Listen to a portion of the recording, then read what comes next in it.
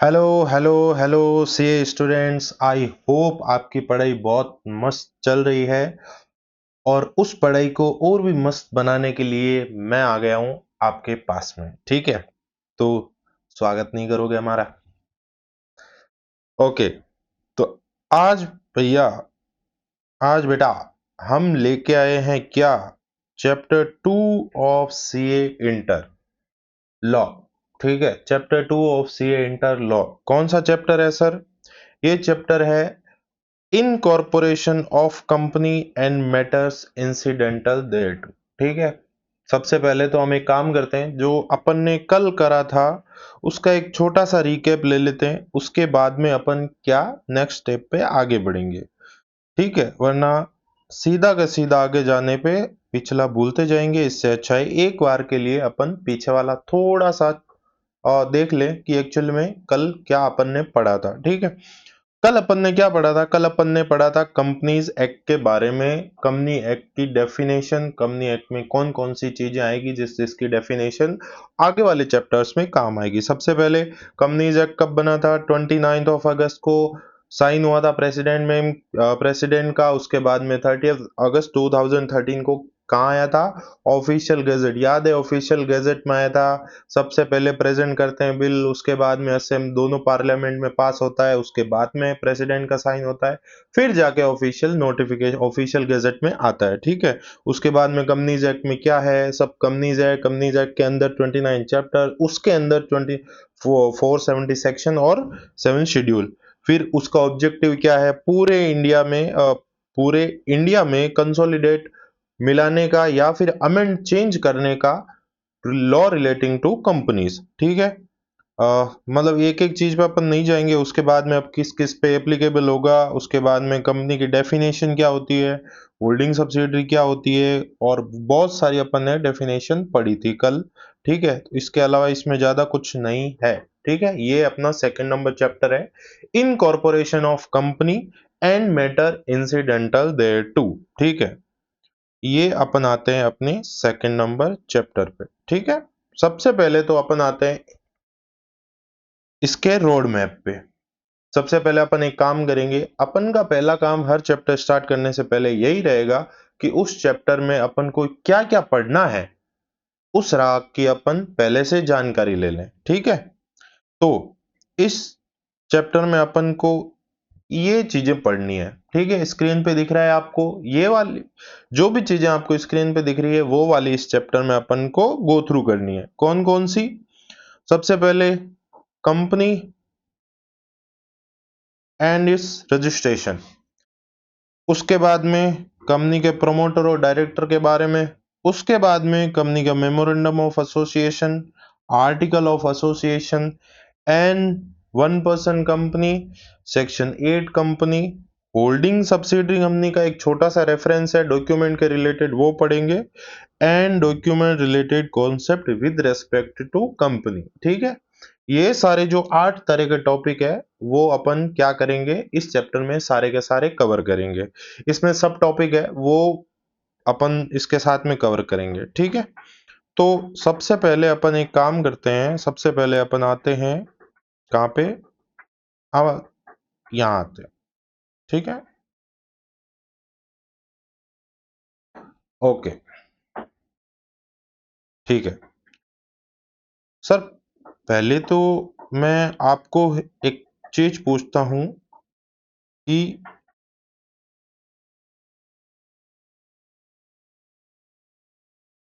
Company क्या है? अपन पूरा लॉ पढ़ रहे हैं सीए इंटर का, उसमें अपन कंपनी के रिलेटेड जो कंपनीज एक्ट 2013 अपन पढ़ रहे हैं, तो कंपनी है क्या एक्चुअली, ये तो जानना जरूरी है। जैसे कंपनीज एक्ट पढ़ा, कंपनीज एक्ट की शुरुआत कहाँ से हुई वो अपन ने फर्स्ट चैप्टर में पढ़ा प्रीलिमिनरी में। तो कंपनी के बारे में आप पढ़ेंगे तो कंपनी क्या है, ठीक है, ये अपन जानेंगे। ठीक है, पूरा का पूरा चैप्टर है ये, जो भी फ्लो है, पहले मैं आपको एक डिस्क्लेमर दे देता हूं, आईसीएआई ने जो भी चैप्टर्स का फ्लो रखा है वो एकदम परफेक्ट रखा है, हम भी उसी तरीके से जाएंगे। चैप्टर पढ़ेंगे, चैप्टर के मटेरियल के क्वेश्चन करेंगे, कोई एडिशनल क्वेश्चन होगा वो भी अपन करेंगे, और साथ साथ में टिप्स एंड ट्रिक्स की आपको क्वेश्चन कैसे टैकल करना होता है कोई भी चैप्टर का, ठीक है, वो अपन डिस्कस करेंगे। सबसे पहले तो आप मेरे को बताओ, कंपनी से आपका क्या मतलब है? आप क्या जानते हो कि कंपनी क्या होती है? ठीक है, चलिए मैं आपको बताता हूँ। सिंपल सी एक्सप्लेनेशन में, सिंपल सी लैंग्वेज में अपन डिस्कस करेंगे, ठीक है। तो देखिए, अपन ने क्या किया, मैंने सोचा कि मैं क्या करूंगा, एक बिजनेस स्टार्ट करूंगा। क्या करूंगा? एक बिजनेस स्टार्ट करूंगा, ठीक है। एक बिजनेस स्टार्ट करूंगा, ठीक है। अब ये बिजनेस स्टार्ट करने के लिए मैं क्या क्या तरीके से कर सकता हूं, ठीक है। सबसे पहले तो मैं काम कर सकता हूं, मैं एक बार ठेला लगा सकता हूं, ठीक है। ठेला लगा सकता हूँ, वहां पे चीज माल बेच सकता हूँ, गुड्स एंड सर्विसेज बेच सकता हूँ, ठीक है। जैसे लोकली आपने बहुत सारी जगह देखा होगा कि ऐसे ही काम होता है, एकदम लो लेवल पर, ठीक है।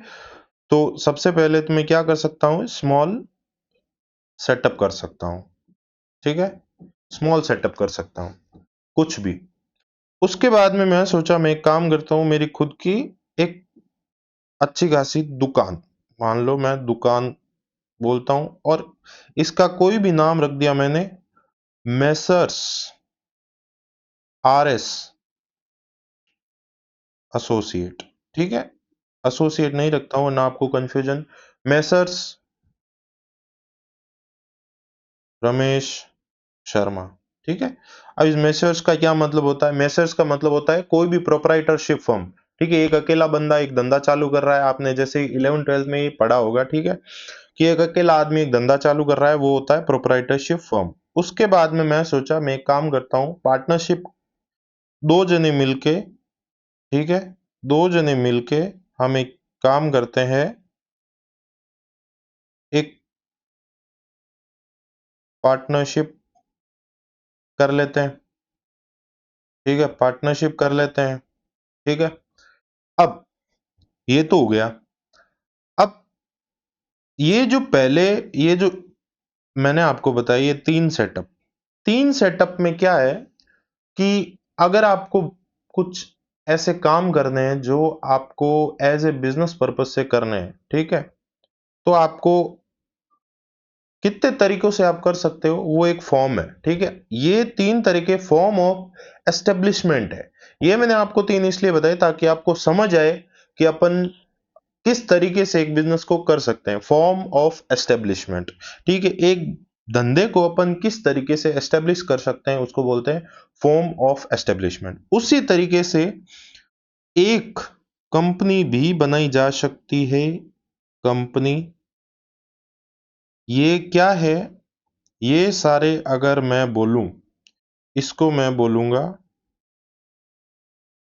इनको मैं बोलता हूं फॉर्म्स ऑफ, वैसे तो और भी बहुत सारे हैं, फॉर्म्स ऑफ एस्टेब्लिशमेंट, ठीक है, फॉर्म्स ऑफ एस्टेब्लिशमेंट, ठीक है, कि मैं कितने तरीकों से धंधे कर सकता हूं, उसको मैं बोलता हूं फॉर्म ऑफ एस्टेब्लिशमेंट। अब ये अलग अलग तरीके से हैं, उनमें से एक तरीका है, वो है कंपनी का। मैं एक कंपनी बना सकता हूं, ठीक है, उसमें मैं अपना बिजनेस स्टार्ट कर सकता हूं, ठीक है। अब वो बात अलग है कि for without any business purpose के लिए भी कंपनी सेटअप होती है, वो अपन अलग डिस्कस करेंगे। बट मेजर जो पॉइंट है वो ये है कि एक बिजनेस स्टार्ट करने के लिए अपन एक कंपनी के फॉर्म में भी कर सकते हैं बिजनेस स्टार्ट, ठीक है। अब अब अपन आते हैं अपने टॉपिक पे कि कंपनी, अपन ने सोच लिया कि कंपनी बनानी है, बट कंपनी ऐसे इजीली तो नहीं बनती, ठीक है। इसीलिए तो कंपनीज एक्ट 2013 में पूरा का पूरा एक सेक्शन दे रखा है कि किस तरीके से अपन को कंपनी रेगुलेट करनी है। अब देखो, मैं आपको बताता हूँ सर, प्रोप्राइटरशिप भी तो करती है ना कंपनी, पार्टनरशिप भी तो, सॉरी, प्रोप्राइटरशिप भी तो बिजनेस करती है, पार्टनरशिप भी करती है। और मान लो कोई भी अपना बिजनेस कर रहा है, तो वो कोई जरूरी थोड़ी है मेरे को भी उतने फॉलो, ये रूल सिर्फ कंपनी के लिए ही क्यों बने हैं, ठीक है। इसका रीजन आपको मैं बताता हूं। एक कंपनी एस्टेब्लिश होती है तो वो एक पर्पज के लिए एस्टेब्लिश होती है, ठीक है। कोई भी आज आप सोचो कि आपको अगर छोटी सी एक दुकान करनी है तो आप उसके लिए एक कंपनी एस्टेब्लिशमेंट नहीं करोगे, उसके शेयर इशू नहीं करोगे, आप उसके बॉन्ड इशू नहीं करोगे। आपको एक छोटा सा धंधा करना है, वो धंधा करने के लिए आपको क्या है, छोटा सा सेटअप चाहिए, तो वो एक फॉर्म में आप एस्टेब्लिश करके आप कर सकते हो। बट एक जिस बंदे को बहुत सारे रूल्स रेगुलेशन फॉलो करने हैं, कुछ ऐसा काम करना है जिसको वर्ल्ड वाइड में जिसको एक ग्रो करना है, जिसको एक के बिजनेस पर्पस से उसको ग्रो करना है, तो वो एक बिजनेस कंपनी सेटअप करके कर सकता है। लोग गवर्नमेंट की हेल्प चाहिए, आम जनता की हेल्प चाहिए, जैसे कि शेयर इशू करते हैं, वो शेयर परचेज करते हैं तो कंपनी को पैसा मिलता है। वो सारे बेनिफिट, बहुत सारे बेनिफिट लेने के लिए एक इतनी माथापच्ची करनी पड़ती है कंपनी बना के, ठीक है। अब कंपनी में भी बहुत सारी चीजें हैं जो अपन को पढ़नी है कि एक कंपनी ऐसे इजीली नहीं बन सकती। कंपनी बनाने के लिए बहुत सारे रूल्स रेगुलेशन एंड कानून लॉ होता है, वो आपको फॉलो करना पड़ता है, ठीक है।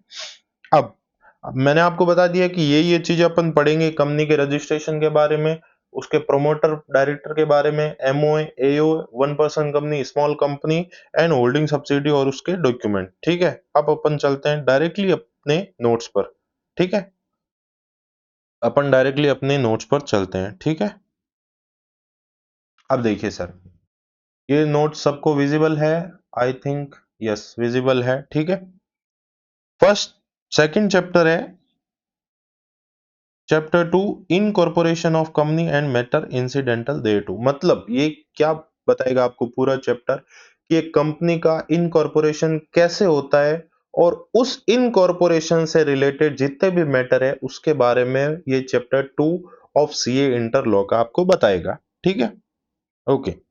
अब डायरेक्टली ये जो मैंने आपको अभी बताया क्या है, व्हाट इज ए कंपनी, जो मैंने अभी आपको पूछा व्हाट इज ए कंपनी, तो कल अपन ने डेफिनेशन पढ़ी थी, याद है आपको? याद है? क्या याद है? आईपीएल। आईपीएल सर, आईपीएल का मतलब होता है कंपनी का डेफिनेशन, ठीक है। अभी अपन देखते हैं, इसी डेफिनेशन में आपको पता चल जाएगा। आईपीएल का मींस इनकॉर्पोरेटेड, ठीक है, परपेचुअल सक्सेशन और लीगल एंटिटी, आईपीएल। अब पूरी डेफिनेशन पढ़ो। ए कंपनी इज एक कंपनी क्या है? Separate legal entity, separate legal entity है अपने मेंबर से, जिसका परपेचुअल सक्सेशन है and can be incorporated only for lawful purpose, ठीक है। आप विद अनलॉफुल पर्पस के लिए, आपको चरस गांजा बेचना है, उसके लिए आप कंपनी एस्टेब्लिश करोगे, नहीं होगा, आपको रजिस्ट्रेशन नहीं मिलेगा। तो एक कंपनी कौन सी होती है? जो एक लीगल एंटिटी होती है, ठीक है, जिसका परपेचुअल सक्सेशन होता है और फॉर इनकॉर्पोरेटेड होती है फॉर लॉफुल पर्पस, ठीक है। ये कंपनी की डेफिनेशन है। अब ये क्या बोल रहा है? prior to incorporation prior to incorporation promotion activities are essential। मतलब क्या बोल रहे हैं? आ, आप सारे के सारे टीवी शोज देखते हैं, पिक्चर्स देखते हैं, कपिल शर्मा शो बहुत फेमस है, ठीक है। कपिल शर्मा शो में आपने देखा होगा गेस्ट आते हैं अलग अलग। वो गेस्ट क्यों आते हैं? आपने देखा होगा कि वो गेस्ट इसलिए आते हैं क्योंकि उनकी कोई ना कोई पिक्चर या वेब सीरीज आती है, मतलब आने वाली होती है, तो उसको क्या करना होता है, वो उसको प्रमोट करने के लिए क्या करते हैं, पहले किसी रियलिटी शो या फिर कोई भी शो में आपका अपना प्रमोशन करने के लिए आते हैं। मतलब वो उनका मूवी का जो बिजनेस, मैं बिजनेस से रिप्रेजेंट कर रहा हूं उसको, मूवी स्टार्ट होने से पहले वो अपना प्रमोशन करने के लिए आते हैं। उसी तरह एक बिजनेस को स्टार्ट करने से पहले उनकी प्रमोशनल एक्टिविटी होना जरूरी है, वही ये बात बोल रहा है। प्रमोशन एक्टिविटीज आर एसेंशियल, बहुत ज्यादा जरूरी है। प्रमोशन सिग्निफाइज, प्रमोशन क्या दर्शाता है? Number of business operation familiar to the commercial world by which a company is brought into the existence. मतलब ये सिंपल सी बात बोल रहा है कि जब वो प्रमोशन करने के लिए आए तब जाके तो जनता को पता चला, कि ये एक्टर्स हैं, इनकी एक नई मूवी आने वाली है, उसी तरह क्या होता है कि बिजनेस सेटअप से पहले, बिजनेस स्टार्ट से पहले कुछ प्रमोशनल एक्टिविटी होनी चाहिए, जिससे पता चलेगा कि इसकी कमर्शियल वर्ल्ड में क्या एग्जिस्टेंस है। अब आते हैं अपन कौन से डेफिनेशन पे, अब आएंगे अपन प्रोमोटर की डेफिनेशन पे। ठीक है, किसकी डेफिनेशन? प्रोमोटर की डेफिनेशन।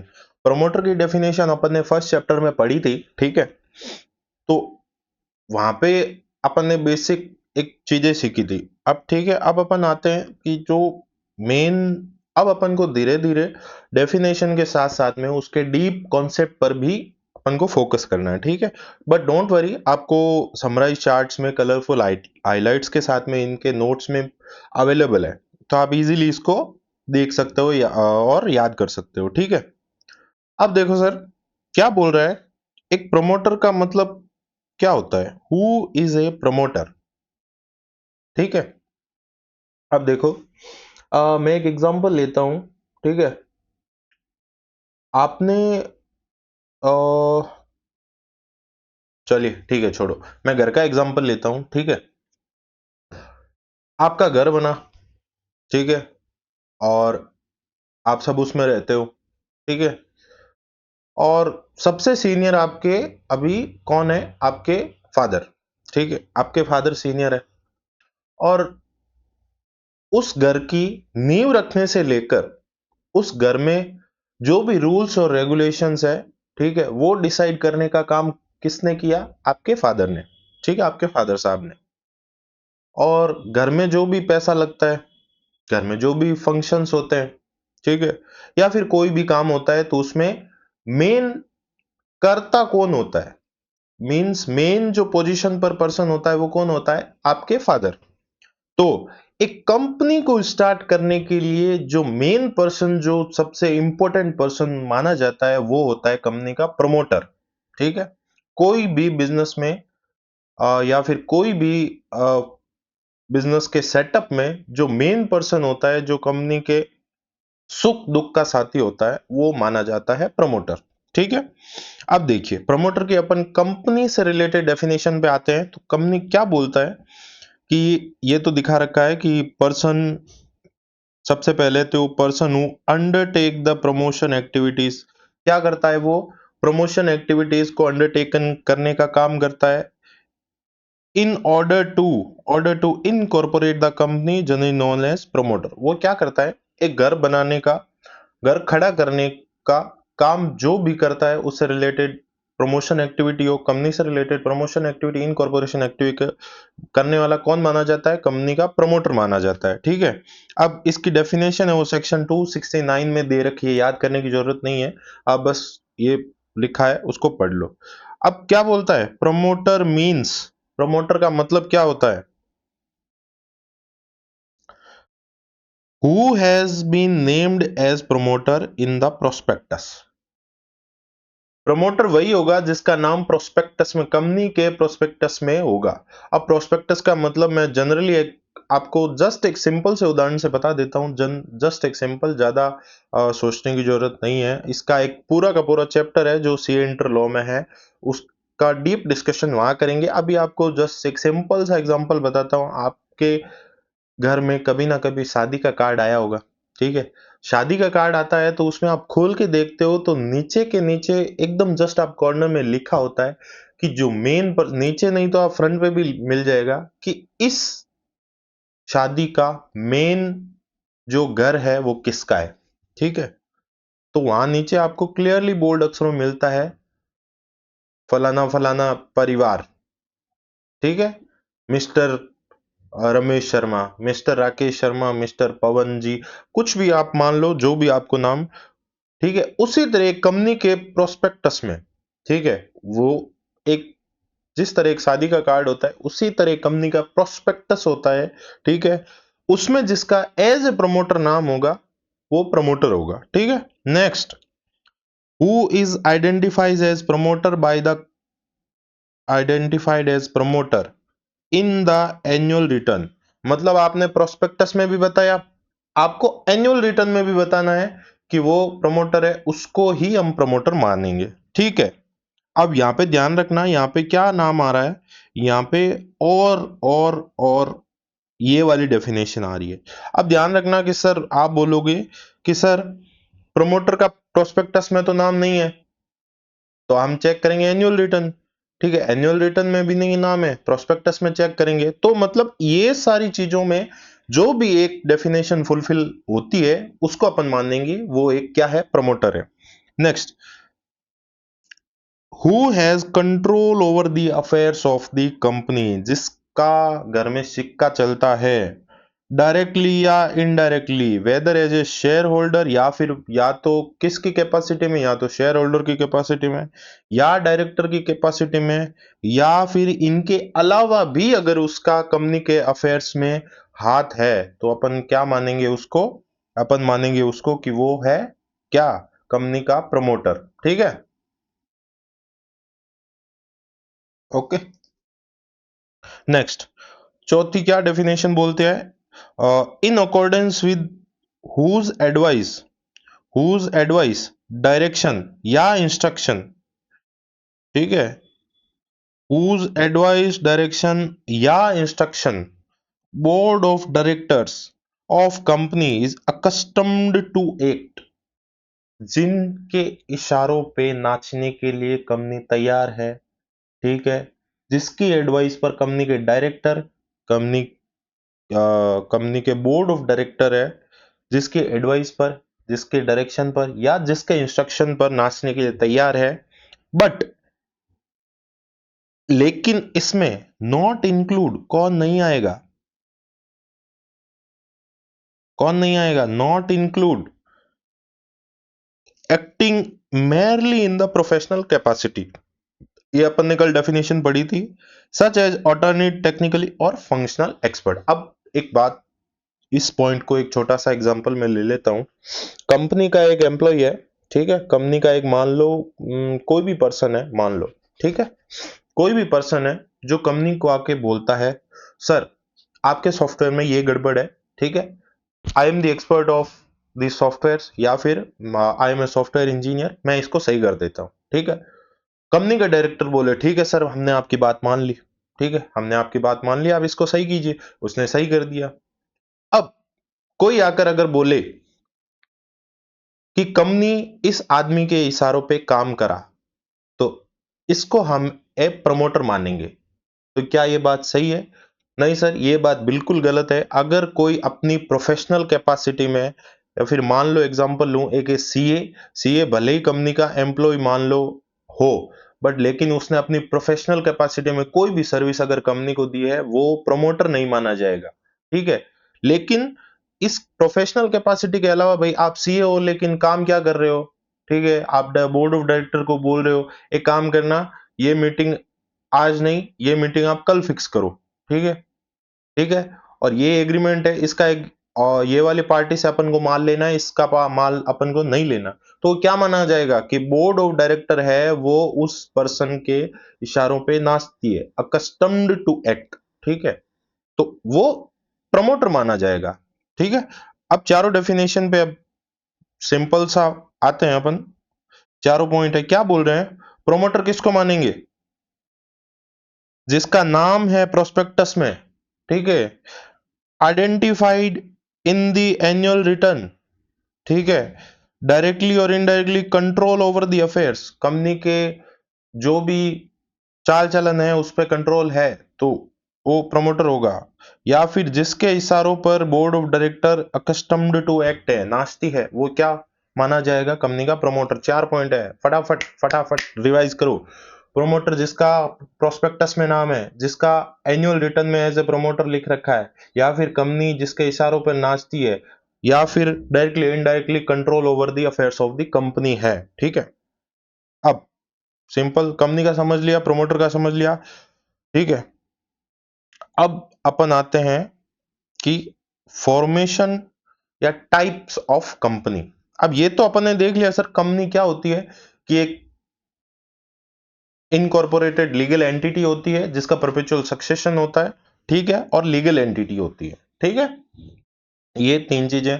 ये तो हो गया कि लॉफुल पर्पस के लिए एस्टेब्लिश होती है, परपेचुअल सक्सेशन होता है, लीगल एंटिटी होती है, ठीक है। बट इसको भी सेटअप करने के कुछ अलग अलग तरीके होते हैं, ठीक है। वो कौन से तरीके हैं? वो है formation and types of company. कितने टाइप की कंपनियां होती है? ए पब्लिक कंपनी जिसमें फॉर्म्ड बाय 7 और मोर पर्सन्स। एक पब्लिक, ये चीजें आपको ध्यान रखना, ये चीजें आप याद रखना, ये चीजें आपके डेफिनेशन में, एमसीक्यू में, आपके लिंक्ड क्वेश्चन इससे आपके आ सकते हैं। और आपको एमसीक्यू में अगर आया तो ये आपको अच्छे खासे मार्क दिलाएगा। बस आपको छोटी सी चीजें याद रखनी है कि एक public company, private company, one person company कैसे एस्टेब्लिश होती है, उनके टाइप्स क्या है, ठीक है। और ये पूरा का पूरा जो टाइप्स ऑफ कंपनीज है, ये आपका आपके सीए बनने तक और सीए बनने के बाद में भी साथ में चलेगा, क्योंकि सब अपने अपने अलग अलग वर्टिकल्स में आप काम करोगे, तो ये नॉलेज आपको होना जरूरी है, ठीक है। अब पब्लिक कंपनी में बी फॉर्म्ड बाई 7 और मोर पर्सन्स, कि एक पब्लिक कंपनी कितने जनों से बन सकती है? 7 या उससे ज्यादा। प्राइवेट कंपनी में बी फॉर्म्ड बाई 2 और मोर पर्सन्स, ठीक है। एक प्राइवेट कंपनी है जहां पे कितने मिनिमम पर्सन्स की रिक्वायरमेंट है? 2 लोगों की, ठीक है। अब देखो सर, एक सिंपल सी चीज याद रखना कि लिमिट किस में ज्यादा है, किस में कम है। प्राइवेट कंपनी का मतलब होता है सर वो तो प्राइवेट है, ठीक है। प्राइवेट है तो इतने ज्यादा लोगों की जरूरत नहीं है, प्राइवेटली मैनेज हो सकती है, 2 जने की ही जरूरत है, ठीक है, उससे काम हो सकता है। लेकिन एक पब्लिक कंपनी जो पब्लिकली अपना काम करेगी, तो उसको मैनेज करने के लिए तो बहुत सारे बंदे चाहिए होते हैं, ठीक है। मीन्स आप सीधा मान लो कि एक समाज में काम करने के लिए बहुत सारे लोगों की जरूरत पड़ती है, तो एक पब्लिक कंपनी को एस्टेब्लिश में 7 जने चाहिए होते हैं। प्राइवेट कंपनी के लिए आप 2 से भी काम हो सकता है, ठीक है। अब सिंपल सी one person company, one person company नाम से पता चल रहा है कितने जनों से, may be found by one person, ठीक है। तो 3 लिमिट है, 1 2 7, 1 2 7, एक one person company, 2 private company, 7 public company, ठीक है, simple. Further, company formed as specified above may be incorporated either as, ठीक है। अब अपन ने फर्स्ट चैप्टर में पढ़ा था टाइप्स ऑफ कंपनी कितनी होती है, ठीक है। अब अपन ने कंपनी फॉर्म तो कर ली, लेकिन वो कंपनी फॉर्म करने के बाद में उसके भी टाइप्स क्या होते हैं?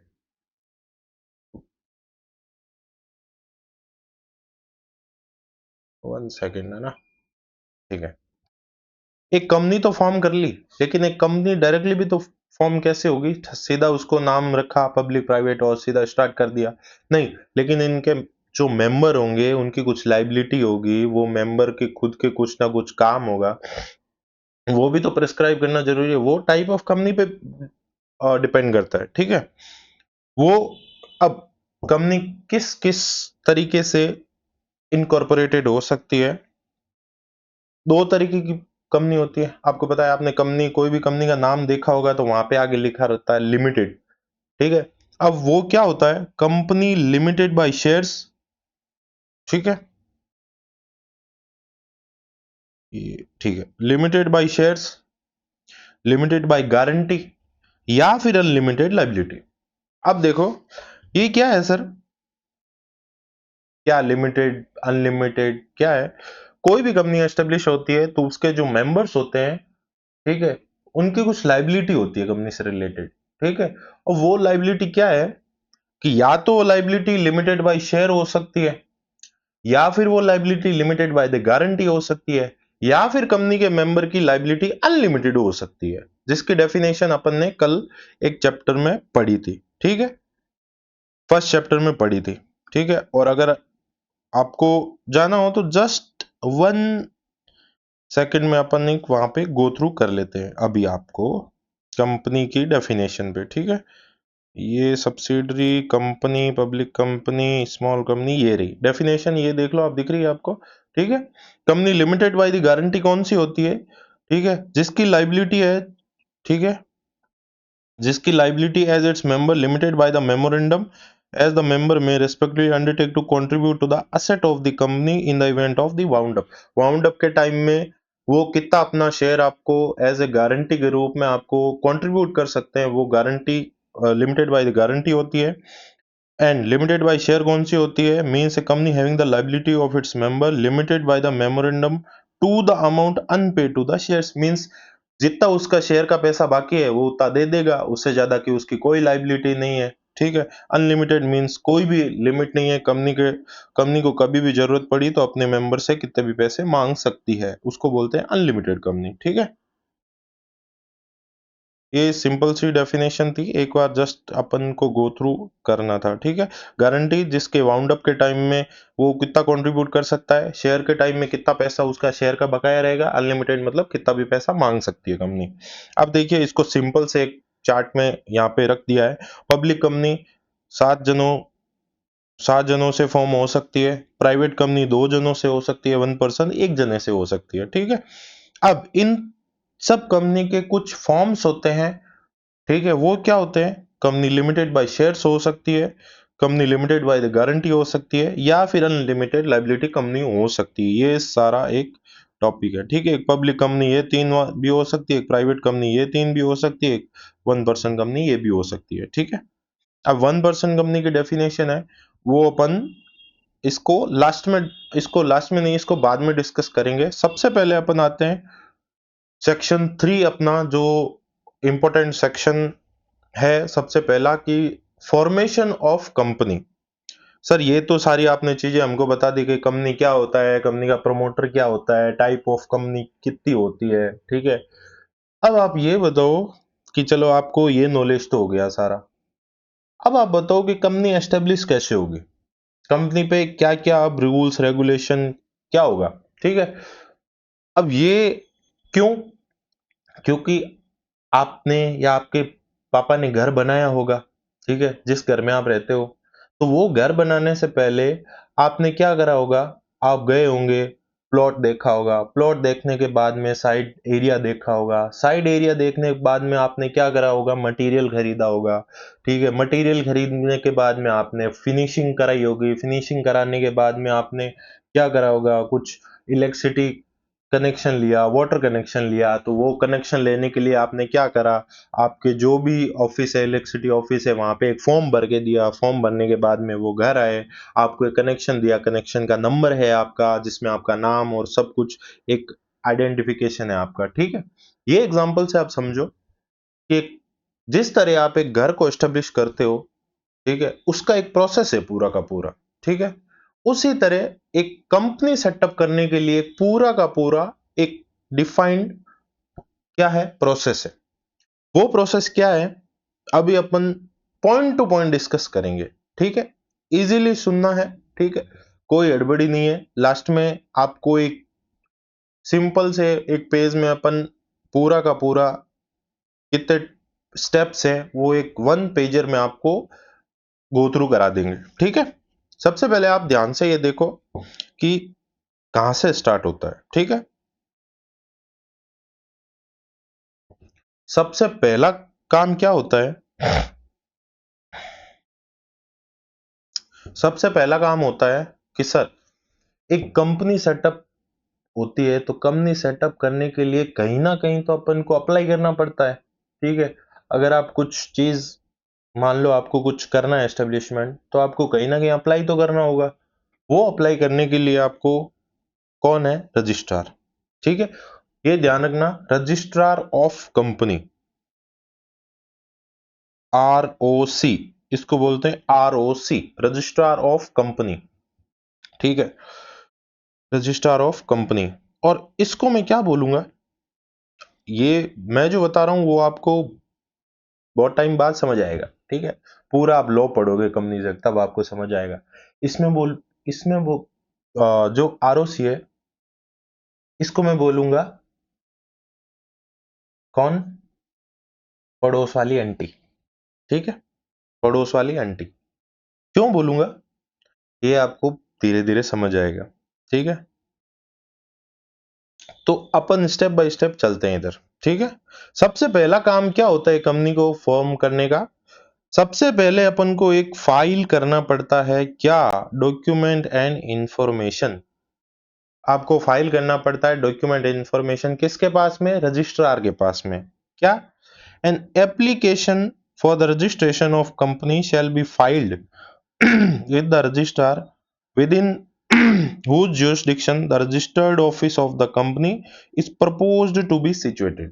ठीक है कि मेरे को एक कंपनी एस्टेब्लिश करनी है, उसका एक रजिस्टर्ड ऑफिस होगा, वो कहाँ एस्टेब्लिश होगा? उसकी जुरिस्डिक्शन। ठीक है, आप जिस जगह रहते हो उसका कोई ना कोई डिस्ट्रिक्ट है, उसका डिस्ट्रिक्ट मजिस्ट्रेट है, कलेक्टर है। उसी तरह कंपनी को एस्टेब्लिश करने के लिए उसका भी एक जुरिस्डिक्शन है, उसका एक एरिया है, वो रजिस्टर्ड ऑफिस जहाँ पे एस्टेब्लिश है उसको अपन क्या करते हैं? डॉक्यूमेंट फाइल करते हैं। इन किसमें? SPICE along with the fees के साथ में एक फॉर्म है, ये इलेक्ट्रॉनिक फॉर्म है INC 32 as provided under the companies rules 2014 accompanied by the following document and information. क्या बोल रहा है? ये बोल रहा है आपको एक एप्लीकेशन लगानी पड़ेगी, किसके पास में? ROC के पास में। इसमें INC 32 में विद डॉक्यूमेंट एंड इंफॉर्मेशन, आपको एक सपोर्टिव डॉक्यूमेंट इंफॉर्मेशन के को लेके क्या कहाँ जाना है? ROC के पास जाना है। सर हमने एक कंपनी एस्टेब्लिश करी है, तो आप उसका एक काम करो, ये इसके ये डॉक्यूमेंट है, आप इसको रजिस्टर करो। ठीक है, अब नेक्स्ट क्या होता है? ड्यूली साइन, नेक्स्ट स्टेप है duly sign memorandum of association and article of association. इसका डिटेल डिस्कशन है इसी चैप्टर में, नीचे है, लेकिन अभी अपन स्टेप बाय स्टेप कंपनी का पढ़ रहे हैं। ठीक है, इसका पूरा डिस्कशन करेंगे। MOA AOA क्या होता है?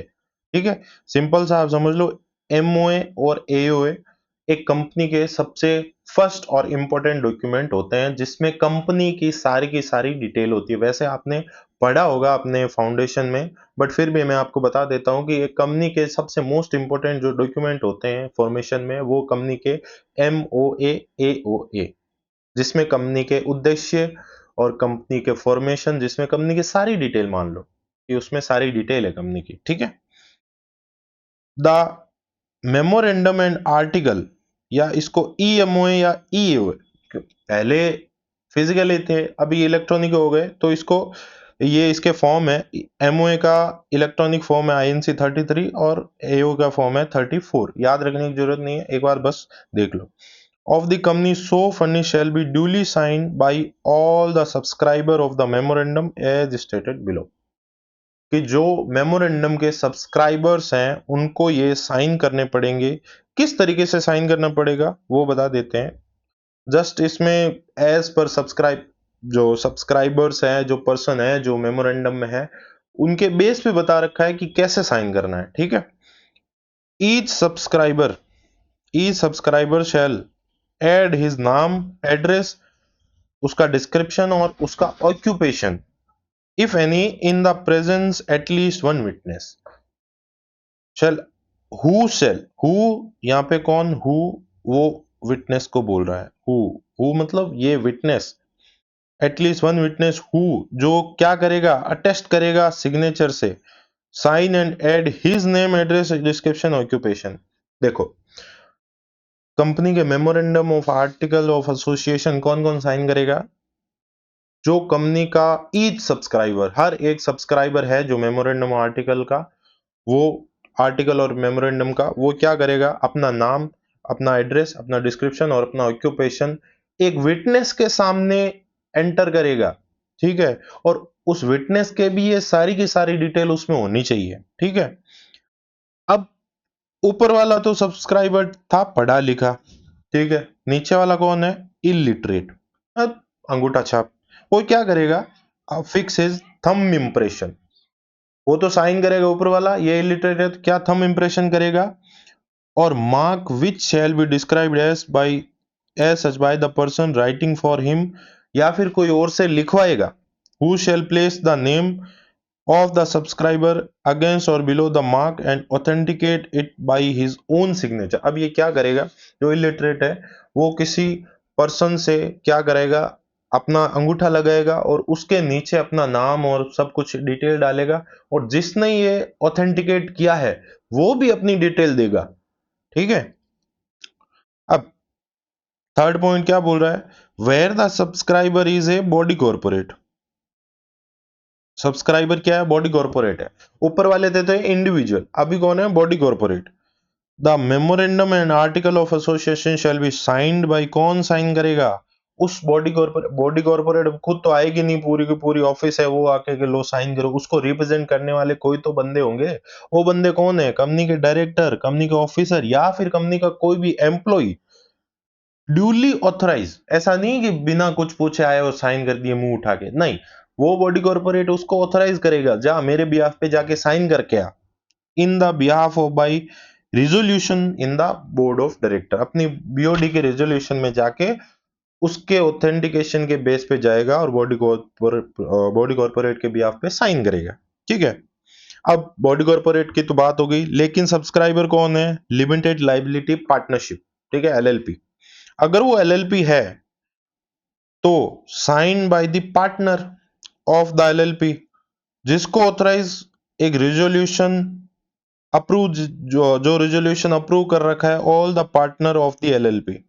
ठीक है। जिस तरह बॉडी कॉर्पोरेट में बोर्ड ऑफ डायरेक्टर के रिजोल्यूशन के बेस पे ऑथराइज हुआ था एक पर्सन साइन करने के लिए, उसी तरह एलएलपी का कोई भी पार्टनर होगा वो ऑथराइज होगा एक रिजोल्यूशन से, सिंपल। ठीक है। और अब जहां पे सब्सक्राइबर कौन है, इसको अलग कलर से करते हैं। ठीक है। जहां पे सब्सक्राइबर कौन है? फॉरेन नेशनल रिसाइडिंग पर्सन है, जो यहाँ रहता ही नहीं है। ठीक है। कोई भी ऐसा पर्सन जिसने कंपनी के मेमोरेंडम, जो कंपनी के एमओए को सब्सक्राइब किया है, वो यहाँ का है ही नहीं, बाहर का है। रिसाइडिंग आउटसाइड इंडिया, यहाँ बाहर का है और रहता भी बाहर है। इस signature and address on the memorandum and article and proof of the identity shall be notarized by notary. भैया बाहर के आदमी पे अपन को भरोसा नहीं है। वो क्या करेगा? जो बाहर रहता है वो अपना साइन कराएगा, अपना नाम लिखेगा, अपना एड्रेस लिखेगा, और उसको क्या करेगा? प्रूफ ऑफ आइडेंटिटी को क्या करेगा? जो नोटराइज, जो पब्लिक नोटरी है, जो तहसील, जो आपके अगर कोई लीगल, कोई आपने कभी गए होंगे जो अटेस्ट करवाते हैं आपकी जो कोई भी फॉर्म के लिए, तो वहां पे जो नोटरी होता है वो क्या करता है? उसको नोटराइज करता है, एक मोहर लगाता है अपनी। उसको क्या करता है? मोहर लगाएगा आइडेंटिटी को with the certificate. Further, if such person residing in a country outside the commonwealth और which is not a party to the Hague apostille convention 1961, ये इतना ज्यादा आपको भी याद करने की जरूरत नहीं है, ये जस्ट एक कोई कन्वेंशन की बात कर रहा है 1961 की। The certificate of the notary shall be authenticated by the diplomat और काउंसलर ऑफिसर, कि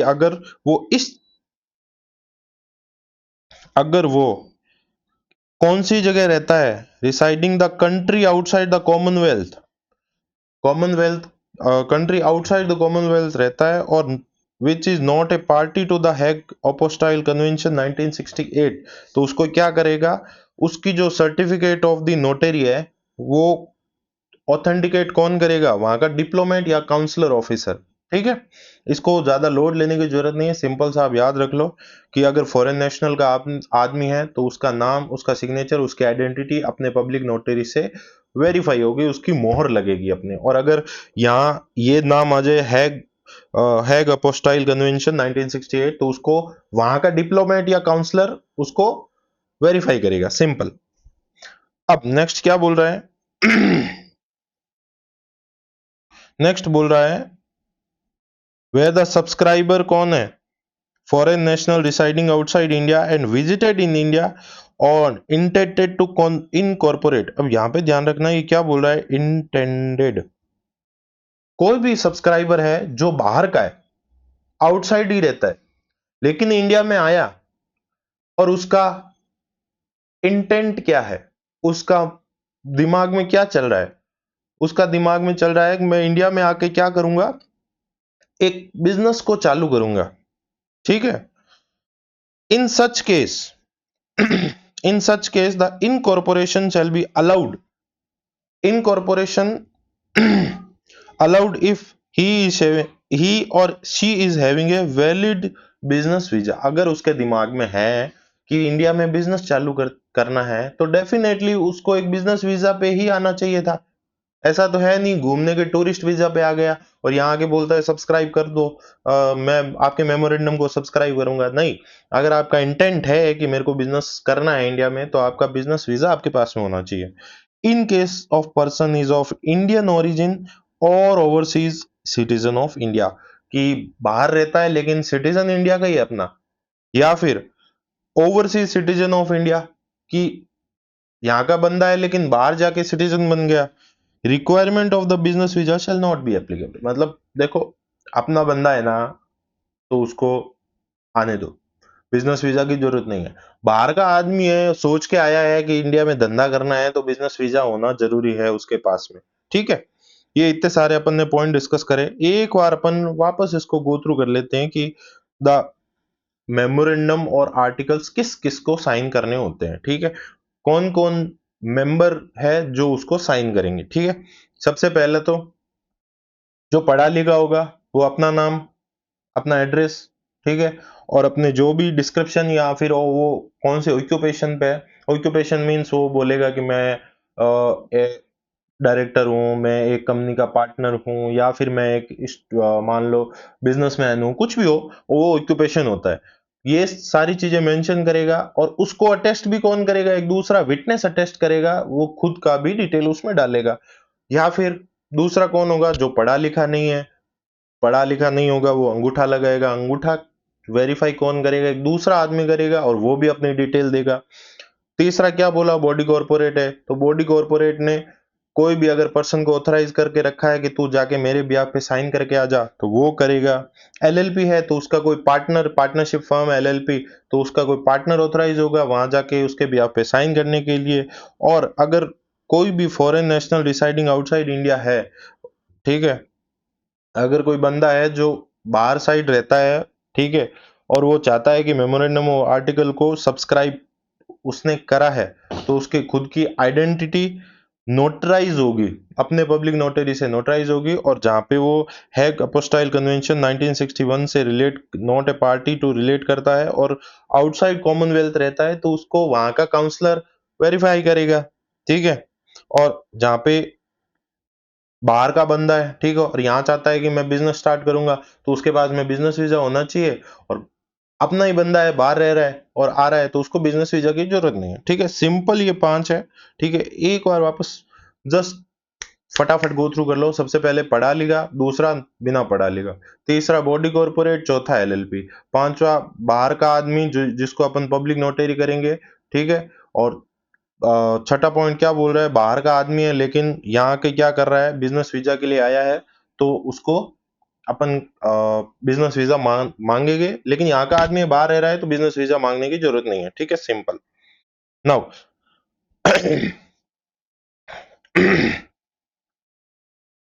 तीसरा पॉइंट क्या है, declaration of the compliance by the professional director manager secretary of the company. ठीक है, क्या होगा, एक डिक्लेरेशन देंगे, कौन देंगे डिक्लेरेशन, कंपनी के प्रोफेशनल, कंपनी के डायरेक्टर, कंपनी के मैनेजर, या फिर कंपनी का सेक्रेटरी, ये एक डिक्लेरेशन देंगे। क्या डिक्लेरेशन देंगे, वो देखो आप, वो डिक्लेरेशन देंगे, declaration that all the requirements of this act and the rules made thereunder in the respect of registration and matter precedent or incidental thereto, एक कंपनी को इनकॉर्पोरेट या रजिस्टर करने से रिलेटेड जो भी मैटर है, ऑल द रिक्वायरमेंट जिसके act के रिक्वायरमेंट है या फिर एक्ट के रूल्स के रिक्वायरमेंट है, complied with shall be filed, जो सारे कंप्लाई हो चुके हैं, और जिसका डिक्लेरेशन किस फाइल फॉर्मेट में जाएगा, फॉर्म नंबर INC 8। ये फॉर्म बहुत सारे हैं, आपको याद करने की जरूरत नहीं है। ठीक है, रेफरेंस के लिए कौन देगा इसको, बाई, बाई कौन देगा, एडवोकेट देगा, CA, CMA, CS, in practice, in practice ये नहीं कि कोई भी होगा, इन प्रैक्टिस वाला, engaged in the formation of the company, जिसने एक कंपनी को कंपनी के फॉर्मेशन में साथ दिया है, वो एडवोकेट, वो सीए, वो सीएमए, वो सीएस, ये डिक्लेरेशन फाइल करेंगे। एंड याद रखना, एंड ये मत भूलना, लॉ में सबसे ज्यादा जरूरी है एंड और का ध्यान रखना। यहाँ कुछ भी मिस हुआ तो ब्लंडर हो सकता है, तो यहाँ पे एंड का ध्यान रखना कि इन्होंने तो कर दिया। जिस ये कौन है? ये है एज ए प्रोफेशनल कैपेसिटी में काम करने वाले बंदे, जिन्होंने बताया है कि कंपनी एस्टेब्लिश करने में ये सारी प्रोसेस है, और इन्होंने उसमें एडवाइस करा है। ठीक है, तो एक डिक्लेरेशन तो इनका हो गया। एंड दूसरा declaration, person named in the article as a director, manager या secretary of the company. Company का सेक्रेटरी, डायरेक्टर या फिर मैनेजर होगा, वो करेगा। ठीक है, कौन करेंगे? एक डिक्लेरेशन देंगे। कौन देंगे? डिक्लेरेशन किस चीज का? कि आपने सर जो जो बोला था आपके एक्ट में कि सारी ये चीजें फुलफिल होनी चाहिए, वो हमने सारी फुलफिल करी है। INC IN form number INC 8 में देगा। कौन देगा? एक तो जिसने प्रोफेशनल कैपेसिटी में हेल्प करी है कंपनी की, सीए, सीएमए, सीएस या फिर कोई एडवोकेट। दूसरा कंपनी का खुद का इंटरनल पर्सन जो डायरेक्टर, मैनेजर या सेक्रेटरी है, वो डिक्लेरेशन देगा। दोनों डिक्लेरेशन देंगे कि हमने जो जो रूल रेगुलेशन थे, सारी फॉर्मेलिटीज फॉलो करी है। ठीक है, नेक्स्ट अगला डिक्लेरेशन कौन देगा? Declaration by the subscribers to the memorandum and person named as the first director. ठीक है, अब जो मेमोरेंडम के सब्सक्राइबर्स है एंड जो कंपनी के डायरेक्टर है, वो क्या करेंगे? डिक्लेरेशन देंगे। Declaration in form INC 98 from each of the subscriber, सारे के सारे सब्सक्राइबर्स है वो देंगे।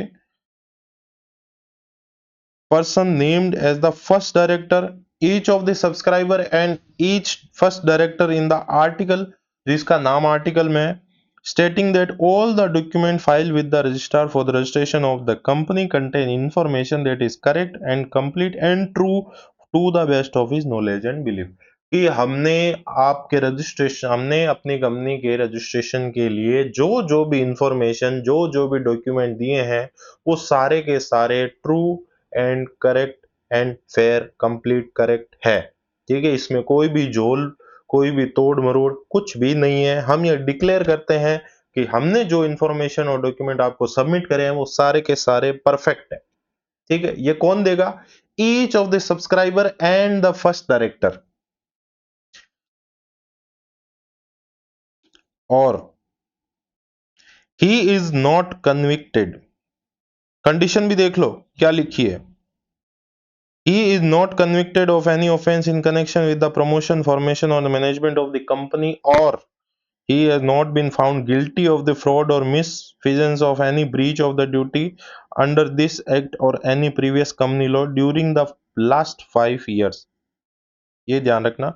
यहाँ पे ये ध्यान इसलिए रखना क्योंकि बहुत बार ऐसे क्वेश्चन बनते हैं कि आपको घुमा फिरा के बोल देगा कि इसने जो भी अपराध किए हैं, जो भी पाप किए हैं, वो पाप इसने 7 साल पहले करे थे। ठीक है, तो अब आप बताओ कि ये डिक्लेरेशन देने के लायक है या नहीं है।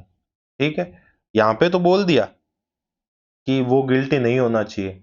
ठीक है, लेकिन लिमिट भी दे दी कि 5 साल में उसने कोई पाप नहीं करे। ठीक है, तो इसलिए ये ध्यान रखना। अब ये ध्यान रखना कि सबसे पहले इसने क्या बोला कि ईच ऑफ द सब्सक्राइबर, ठीक है, एंड कंपनी का जो फर्स्ट डायरेक्टर है वो क्या करेगा?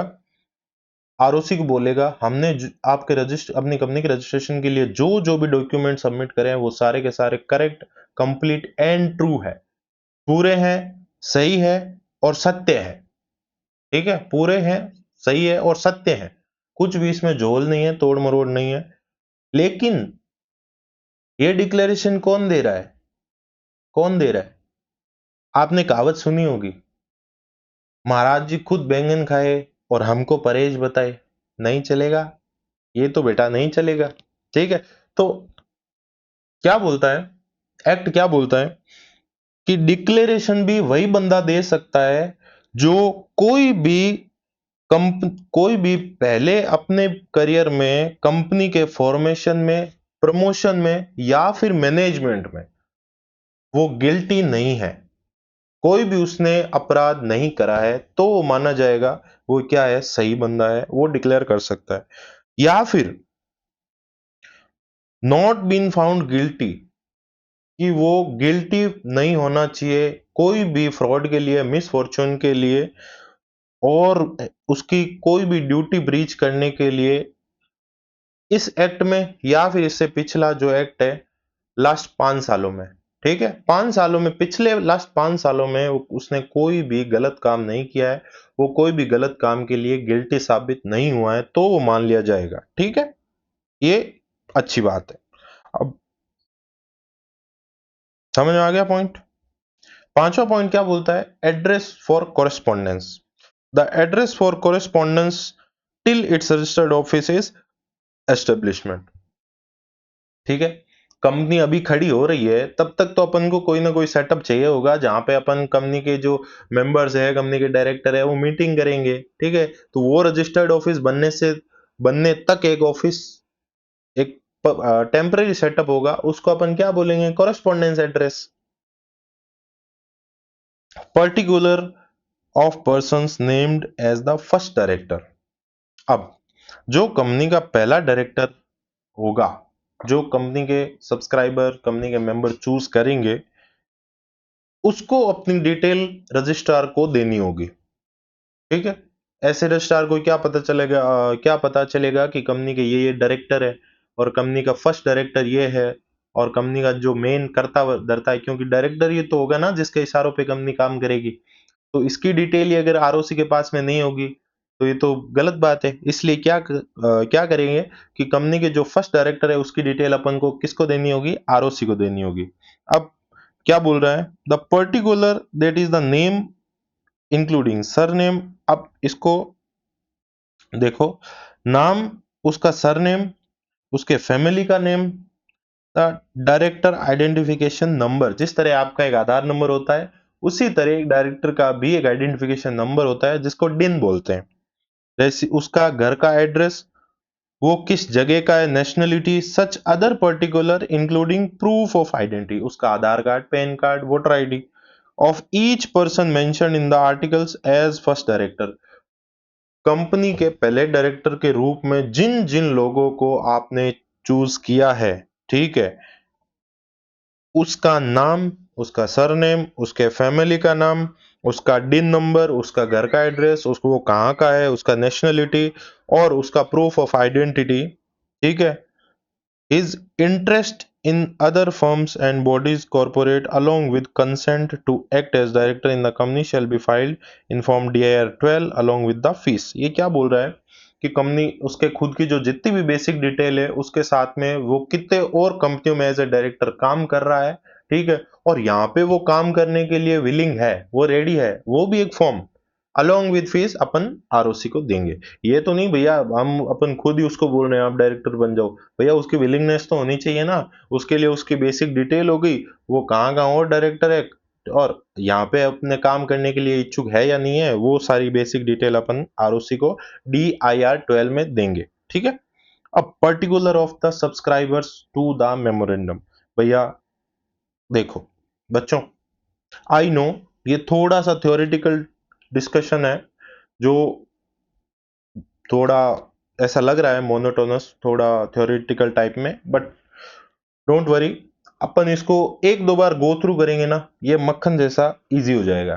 ठीक है, इसको आप इजीली, मैं आपको लास्ट एक सिंपल से एक पेज में आपको कंटिन्यू पूरा का पूरा प्रोसेस है वो 1 पेजर में बताऊंगा ना, तो आपको समझ आएगा हाँ हाँ ये सारा तो सिंपल प्रोसेस है। एक बार आप इसको गो थ्रू करो ध्यान से। ठीक है, अब particular of the subscriber to the memorandum. ठीक है, जो कंपनी के सब्सक्राइबर्स है मेमोरेंडम के, वो आरओसी को तो पता होने चाहिए ना कौन कौन है, तो वो पता करने के लिए आरओसी को, कंपनी को कौन कौन सी डिटेल देनी पड़ती है वो देखो आप। कंपनी को, आरओसी को सब्सक्राइबर का नाम और उसका रिसेंट फोटोग्राफ, उसके फादर मदर का नाम, उसकी nationality, proof of nationality means Aadhaar card, voter ID, PAN card, उसका date and place of birth, उसका डेट ऑफ बर्थ क्या है और कहाँ जन्मा, उसका एजुकेशन क्वालिफिकेशन क्या है, पैन नंबर क्या है, ईमेल आईडी, फोन नंबर क्या है, परमानेंट एड्रेस क्या है, प्रेजेंट एड्रेस क्या है, वो परमानेंट क्या है और अभी कहाँ रह रहा है वो। Residential proof such as the bank statement, electricity bill, telephone, मतलब अभी जहाँ पे रह रहा है उसका कोई ना कोई प्रूफ तो होगा ना, वहाँ का बिल है, कोई बैंक स्टेटमेंट है, कुछ भी। ठीक है। Proof of identity for the Indian national, voter ID हो गया, पासपोर्ट कॉपी हो गया, डीएल हो गया, मतलब ये बता रखा है कि ये चीजें होनी चाहिए। और अगर सब्सक्राइबर है वो ऑलरेडी डायरेक्टर और प्रमोटर ऑफ एक कंपनी, कोई और कंपनी का अगर डायरेक्टर पहले से ही है सब्सक्राइबर, तो उसको क्या देना पड़ेगा, particular relating to name of the company, उस कंपनी का नाम, उसका corporate identity number, whether interest as a director या फिर प्रमोटर, मतलब वहां वो किस कैपेसिटी में है, वो उसको उस कंपनी का भी डिटेल उसको साथ में देना पड़ेगा। ठीक है। कुछ याद नहीं रखना, सिंपल सी चीजें हैं, उसकी बेसिक डिटेल कंपनी को आप ये मान लो कि अगर आप किसी पर्सन को प्रमोटर, आप सब्सक्राइबर मान रहे हो, तो एगारोसी के पास में उसकी क्या क्या डिटेल होनी चाहिए। सिंपल सा आप सोचो ना, उसका नाम होना चाहिए, उसका फादर नेम मदर नेम होना चाहिए, वो उसका डीओबी क्या है, उसका आधार कार्ड, उसका पैन कार्ड, उसका वोटर आईडी अपने पास में होना चाहिए, अभी वो कहाँ रह रहा है उसकी डिटेल होनी चाहिए, सब कुछ होना चाहिए। ठीक है। और अगर वो किसी कंपनी का ऑलरेडी डायरेक्टर है, तो वहां का उस कंपनी की डिटेल होनी चाहिए। ठीक है। अब ये क्या बोल रहा है कि अगर एक कोई भी सब्सक्राइबर है वो बॉडी कॉर्पोरेट है, मींस इंडिविजुअल पर्सन नहीं है, बॉडी कॉर्पोरेट है, तो फॉलोइंग पर्टिकुलर, ये पर्टिकुलर इनके पास में होने चाहिए। बॉडी कॉर्पोरेट का कॉर्पोरेट आइडेंटिटी नंबर, जिस तरह आपका एक आधार नंबर है, तो एक बॉडी कॉर्पोरेट का भी एक सिन नंबर होता है। ठीक है। रजिस्ट्रेशन के बाद में एक आइडेंटिफिकेशन नंबर मिलता है। ठीक है। कॉर्पोरेट आइडेंटिटी नंबर, उसका GLN, GLN means global location number. Global location number एक होता है, ठीक है, जो इसको अलॉट होता है कंपनी को, वो इसके पास में होना चाहिए। कंपनी का रजिस्टर्ड ऑफिस क्या है, कंपनी की ईमेल क्या है, और इफ बॉडी कॉर्पोरेट कंपनी, अगर वो कंपनी है, तो certified true copy of the board resolution.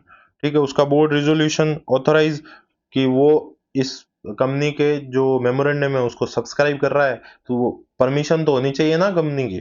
ठीक है। और अगर बॉडी कॉर्पोरेट इज एलएलपी है, तो सारे पार्टनर का रिजोल्यूशन। ठीक है। और अगर फॉरेन बॉडी कॉर्पोरेट है, तो वहां का copy of certificate of the incorporation. भाई अगर फॉरेन है तो वहां जाके अपन इतना वेरीफाई थोड़ी करेंगे, एक इनकॉर्पोरेशन सर्टिफिकेट होगा, वो हमको दे दो। ठीक है। अब in case of any objects of the company, ये आप देखो क्या बोल रहा है।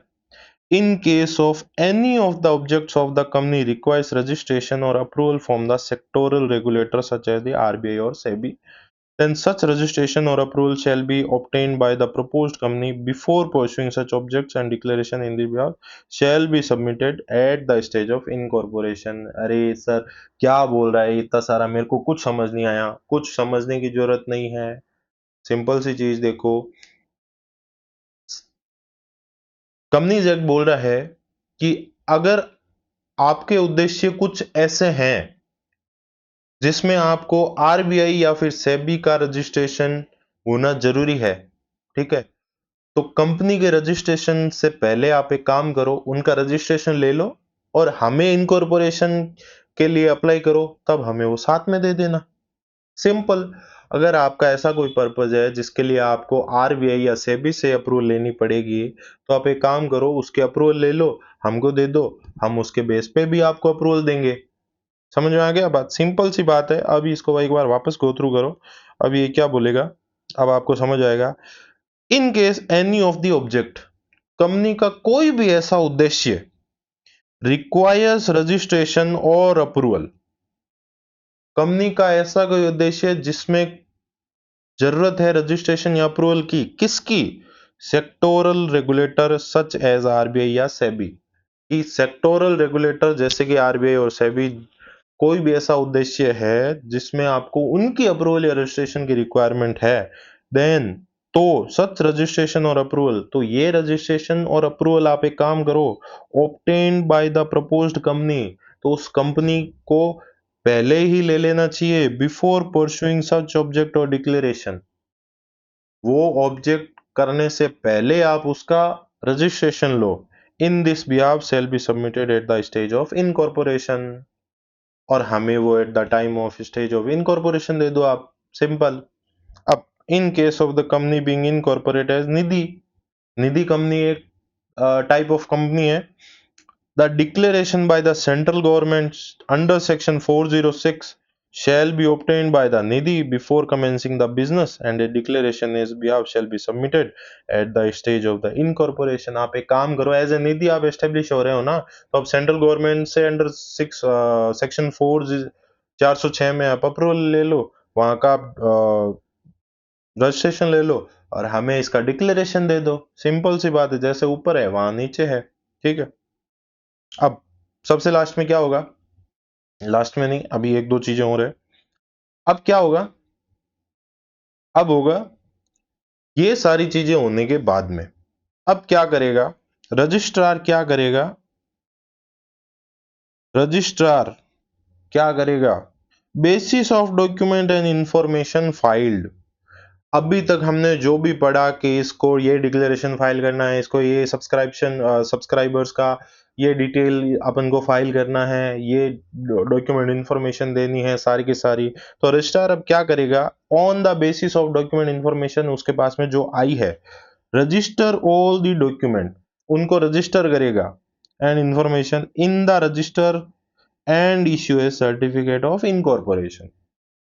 वो जो भी डिटेल आई है उसको रजिस्टर करेगा, एंटर रजिस्टर में एंटर करेगा और एक सर्टिफिकेट ऑफ इनकॉर्पोरेशन उनको देगा इन फॉर्म आईएनसी 11, आईएनसी 11 में एक फॉर्म में उनको सर्टिफिकेट ऑफ इनकॉर्पोरेशन देगा to the effect that the proposed company is incorporated under this act. की क्या बोल के देगा कि ये जो कंपनी है, कंपनीज एक्ट 2030 में इनकॉर्पोरेट हुई है। Certificate of the incorporation shall mention the permanent account number, company के परमानेंट अकाउंट नंबर उसमें मेंशन होंगे, where if it is issued by the income tax department. ठीक है, उस सर्टिफिकेट ऑफ इनकॉर्पोरेशन में कंपनी का पैन नंबर मेंशन होगा जो इनकम टैक्स डिपार्टमेंट ने कंपनी को अलॉट किया है, सिंपल। ठीक है, रजिस्ट्रार के पास में जो भी डॉक्यूमेंट आए हैं, जो भी इंफॉर्मेशन आई है, उसके बेस पे रजिस्ट्रार एक सर्टिफिकेट ऑफ इनकॉर्पोरेशन कंपनी को क्या करेगा, इशू करेगा, जिसमें मेंशन होगा कि ये कंपनी एस्टेब्लिश हो गई है, ठीक है, और ये इसके पैन नंबर है, सिंपल। अब वो सर्टिफिकेट इनकॉर्पोरेशन आने के बाद में क्या होगा, on and from the date mention in the certificate of incorporation, registrar क्या करेगा, अलॉट करेगा to the company a CIN corporate identity number which shall be distinct identity for the company and shall also be included in the certificate of incorporation। ठीक है भाई, जिस तरह अपन ने अपना आधार कार्ड बनवाया, ठीक है, वो अपन को एक एक्नोलेजमेंट देते हैं कि आप UIDAI के साइट पर रजिस्टर्ड हो, और उसके अलावा अपने पास में उसके अंदर एक क्या होता है, आधार नंबर होता है, तो वो क्या है, वो कंपनी का सिन नंबर है। उसके सर्टिफिकेट ऑफ इनकॉर्पोरेशन में नीचे क्या कॉर्पोरेट आइडेंटिटी नंबर मेंशन होते हैं, वो कंपनी का यूनिक नंबर है। शेल बी डिस्टिंक्ट आइडेंटिटी, वो कंपनी की एक डिस्टिंक्ट आइडेंटिटी है, और कंपनी ऑल्सो इंक्लूड, वो सर्टिफिकेट इनकॉर्पोरेशन में भी मेंशन हो सकता है। नाउ अब क्या होगा, maintenance of copy of all document the company shall, वो क्या बोल रहा है, company shall maintain and preserve copies of document and information as originally filed at the registered office till its dissolution under this act। अभी क्या है, ये बोल रहा है कि आपने कंपनी का रजिस्ट्रेशन करवा लिया, ठीक है, कंपनी का रजिस्ट्रेशन करवाने के बाद में बोला अभी अपन को इन डॉक्यूमेंट की जरूरत नहीं है, उनको फाड़ा, फेंका, जलाया, कुछ भी किया, ठीक है, ये अलाउड बिल्कुल भी नहीं है। ठीक है, आपने कंपनी को रजिस्ट्रेशन के लिए रजिस्ट्रार को जो जो आपने डॉक्यूमेंट दिए, वो सारे के सारे आपको जब तक कंपनी चलेगी तब तक आपको मेंटेन करके रखने जरूरी है ओरिजिनल फॉर्म में। ठीक है, ओरिजिनल फॉर्म में आपको वो मेंटेन करके रखना, जब तक कंपनी रहेगी तब तक वो मेंटेन रखना जरूरी है। ठीक है, नाउ अब आते हैं सर, मान लो कंपनी का रजिस्ट्रेशन हुआ, ठीक है, तो ऐसा भी तो हो सकता है ना, कंपनी फॉल्स या डिफॉल्ट के बेस पे कंपनी का रजिस्ट्रेशन हुआ, किसी ने गलत पर्पस से कंपनी का रजिस्ट्रेशन कराया हो, गलत इंफॉर्मेशन दे दी हो, या कुछ भी हो, ठीक है। उसके बारे में अब है कि अब क्या है, कंपनी के इनकॉर्पोरेशन के लिए क्या किया, फॉल्स एंड इनकरेक्ट इंफॉर्मेशन दे दी, या तो गलत इंफॉर्मेशन दी या फिर सप्रेशन ऑफ मटेरियल फैक्ट। कुछ ऐसी बात थी जो आरओसी को बताना जरूरी थी कंपनी के इनकॉर्पोरेशन को लेके eight the time of incorporation, और वो नहीं बताई तो क्या हो सकता है। एक कंपनी बनानी थी, कंपनी बनाने के टाइम पे ये नहीं बताया कि सर ये डायरेक्टर है ना, वो एक चक्कर में अंदर जाके आया है सर। कम इसके डायरेक्टर, इसमें जो एक डायरेक्टर, जो फर्स्ट डायरेक्टर आया है, वो लीगल केस में अंदर होके आया है, और ये चीज उन्होंने क्या नहीं करी, आरओसी को नहीं बताई। अब क्या होगा, या तो उन्होंने गलत बताई, ठीक है, या फिर उन्होंने छुपाई, या गलत बताई या छुपाई, दोनों दोनों ही कंडीशन है। इफ एनी पर्सन, क्या, if any person furnishes, any person कोई भी आदमी फर्निश करता है फॉल्स और इनकरेक्ट पर्टिकुलर ऑफ इंफॉर्मेशन, या फिर सप्रेस मतलब छुपाता है, एनी मटीरियल इंफॉर्मेशन, जो मटेरियल इंफॉर्मेशन है जो आरओसी को कंपनी के इनकॉर्पोरेशन से रिलेटेड जानना जरूरी था, विच ही इज अवेयर, जिसको पता थी, of in any document filed with the registrar in relating to the registration of the company shall be liable for the action under section 447। ये आप 447 पेनल्टी में पढ़ोगे, ठीक है। मैक्सिमम ये पेनल्टी है, इसकी बड़ी अच्छी खासी पेनल्टी है, ठीक है। ये बोल रहा है कि अगर कोई चीज आपको पता थी, ठीक है, वो आपने छुपाई, या फिर आपने छुपाई नहीं, आपने बताई लेकिन गलत बताई, ठीक है, जो कंपनी के इनकॉर्पोरेशन से रिलेटेड जरूरी थी, ठीक है, तो आपको क्या होगा, एज पर सेक्शन 447 में पेनल्टी लगेगी, इम्प्रिजनमेंट, मींस आप लाइबल हो गए एज पर सेक्शन 447, ठीक है, कोई भी पर्सन। अब यहाँ एनी पर्सन से मतलब है जो जो अपन ने ऊपर बात करी थी कि ये पर्सन है जो डिक्लेरेशन देंगे, ये पर्सन है जो ये बातें रजिस्ट्रार को बताएंगे, ठीक है। अब अब वो तो ये बात होगी जिसका इनकॉर्पोरेशन होना था, ठीक है। अब ये बोल रहा है कि कंपनी क्या है, ऑलरेडी इनकॉर्पोरेटेड है, ठीक है, बाय फर्निशिंग एनी फॉल्स और इनकरेक्ट इंफॉर्मेशन। ऊपर की तो क्या बात बोल रहा है कि कंपनी इनकॉर्पोरेशन की प्रोसेस के टाइम में आरओसी को गलत डेटा दिया, लेकिन ये बोल रहा है कि गलत डेटा दे दिया या छुपाया कोई डेटा, पकड़ में नहीं आया, कंपनी इनकॉर्पोरेट हो गई, कंपनी को रजिस्ट्रेशन भी मिल गया, अब आरओसी को पता चला कि इसने झोल किया है, तो क्या होगा, where any time after the incorporation, कभी भी इनकॉर्पोरेशन के बाद में कभी भी पता चला, proved that the company has get incorporated by, company कैसे इनकॉर्पोरेट हुई है, या तो उसने फॉल्स और इनकरेक्ट इंफॉर्मेशन दी है, गलत इंफॉर्मेशन दी है, या फिर suppression of the material fact, कोई मटेरियल फैक्ट जो जानना बहुत ज्यादा जरूरी था वो छुपाया, और इंफॉर्मेशन इन एनी डॉक्यूमेंट और डिक्लेरेशन फाइल्ड और मेड फॉर इनकॉर्पोरेशन, या फिर कोई डिक्लेरेशन में ऐसा किया जो देना जरूरी था, बाय एनी फ्रॉडुलेंट एक्शन के बेस पे किया, देन क्या होगा, कंपनी इनकॉर्पोरेट हो गई है वो ध्यान रखना।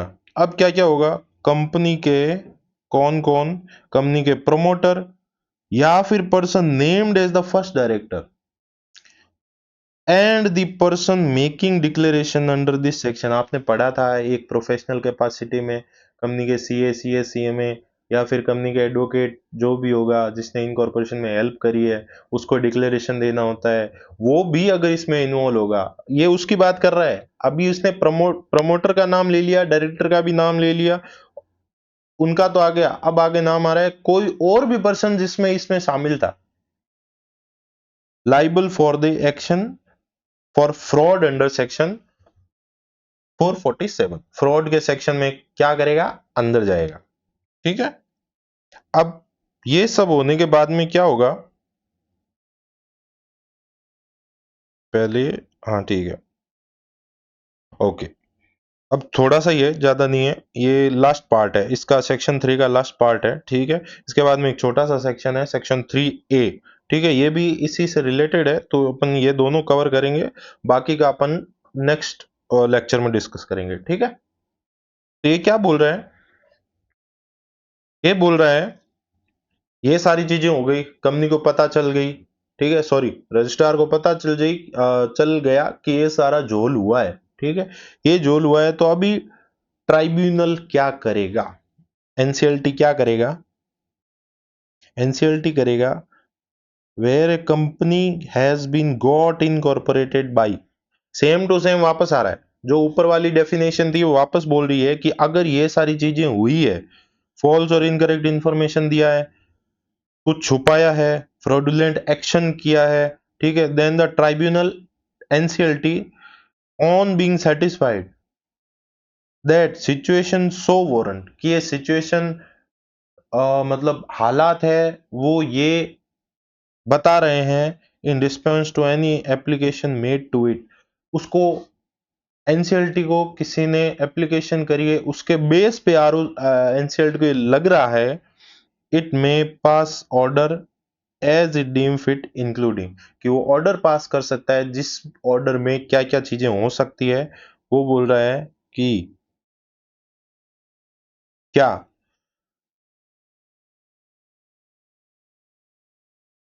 क्या हो सकता है, regulation of the management of the company including changes if any its memorandum article in the public interest in the interest of the company या फिर member और creditor।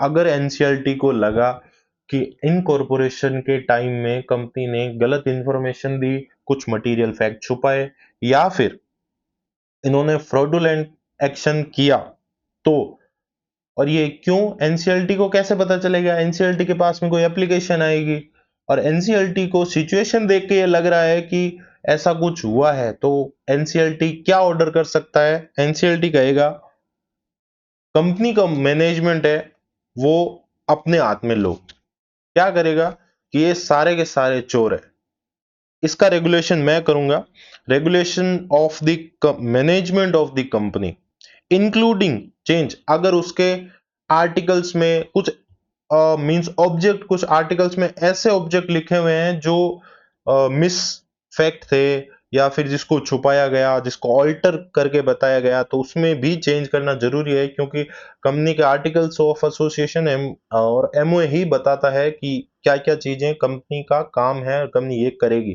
ठीक है, तो उसमें चेंज कर सकता है। ठीक है, किसके इंटरेस्ट में, कंपनी के कोई मेंबर हो गए, कंपनी के क्रेडिटर हो गए, भाई कोई कंपनी है उस पे ट्रस्ट कौन कर रहा है, कंपनी के मेंबर है, कंपनी के क्रेडिटर है, तो उनको उनके इंटरेस्ट के लिए क्या कर सकता है एनसीएलटी, मैनेजमेंट को चेंज कर सकता है और अल्टर कर सकता है उनके आर्टिकल्स को या मेमोरेंडम को, और डायरेक्ट क्या कर सकता है, liability of the member shall be unlimited, अब क्या कर देगा, भले ही वो लिमिटेड कंपनी हो, ऊपर पढ़ा अपन ने limited by the guarantee, limited by the shares, लेकिन अभी आपने जोल किया ना, अब आपकी लाइबिलिटी हो गई अनलिमिटेड, अब कंपनी को जितना घाटा लगा, कंपनी जितने के लिए लाइबल है, आप उतने के उतने अनलिमिटेड लाइबल हो।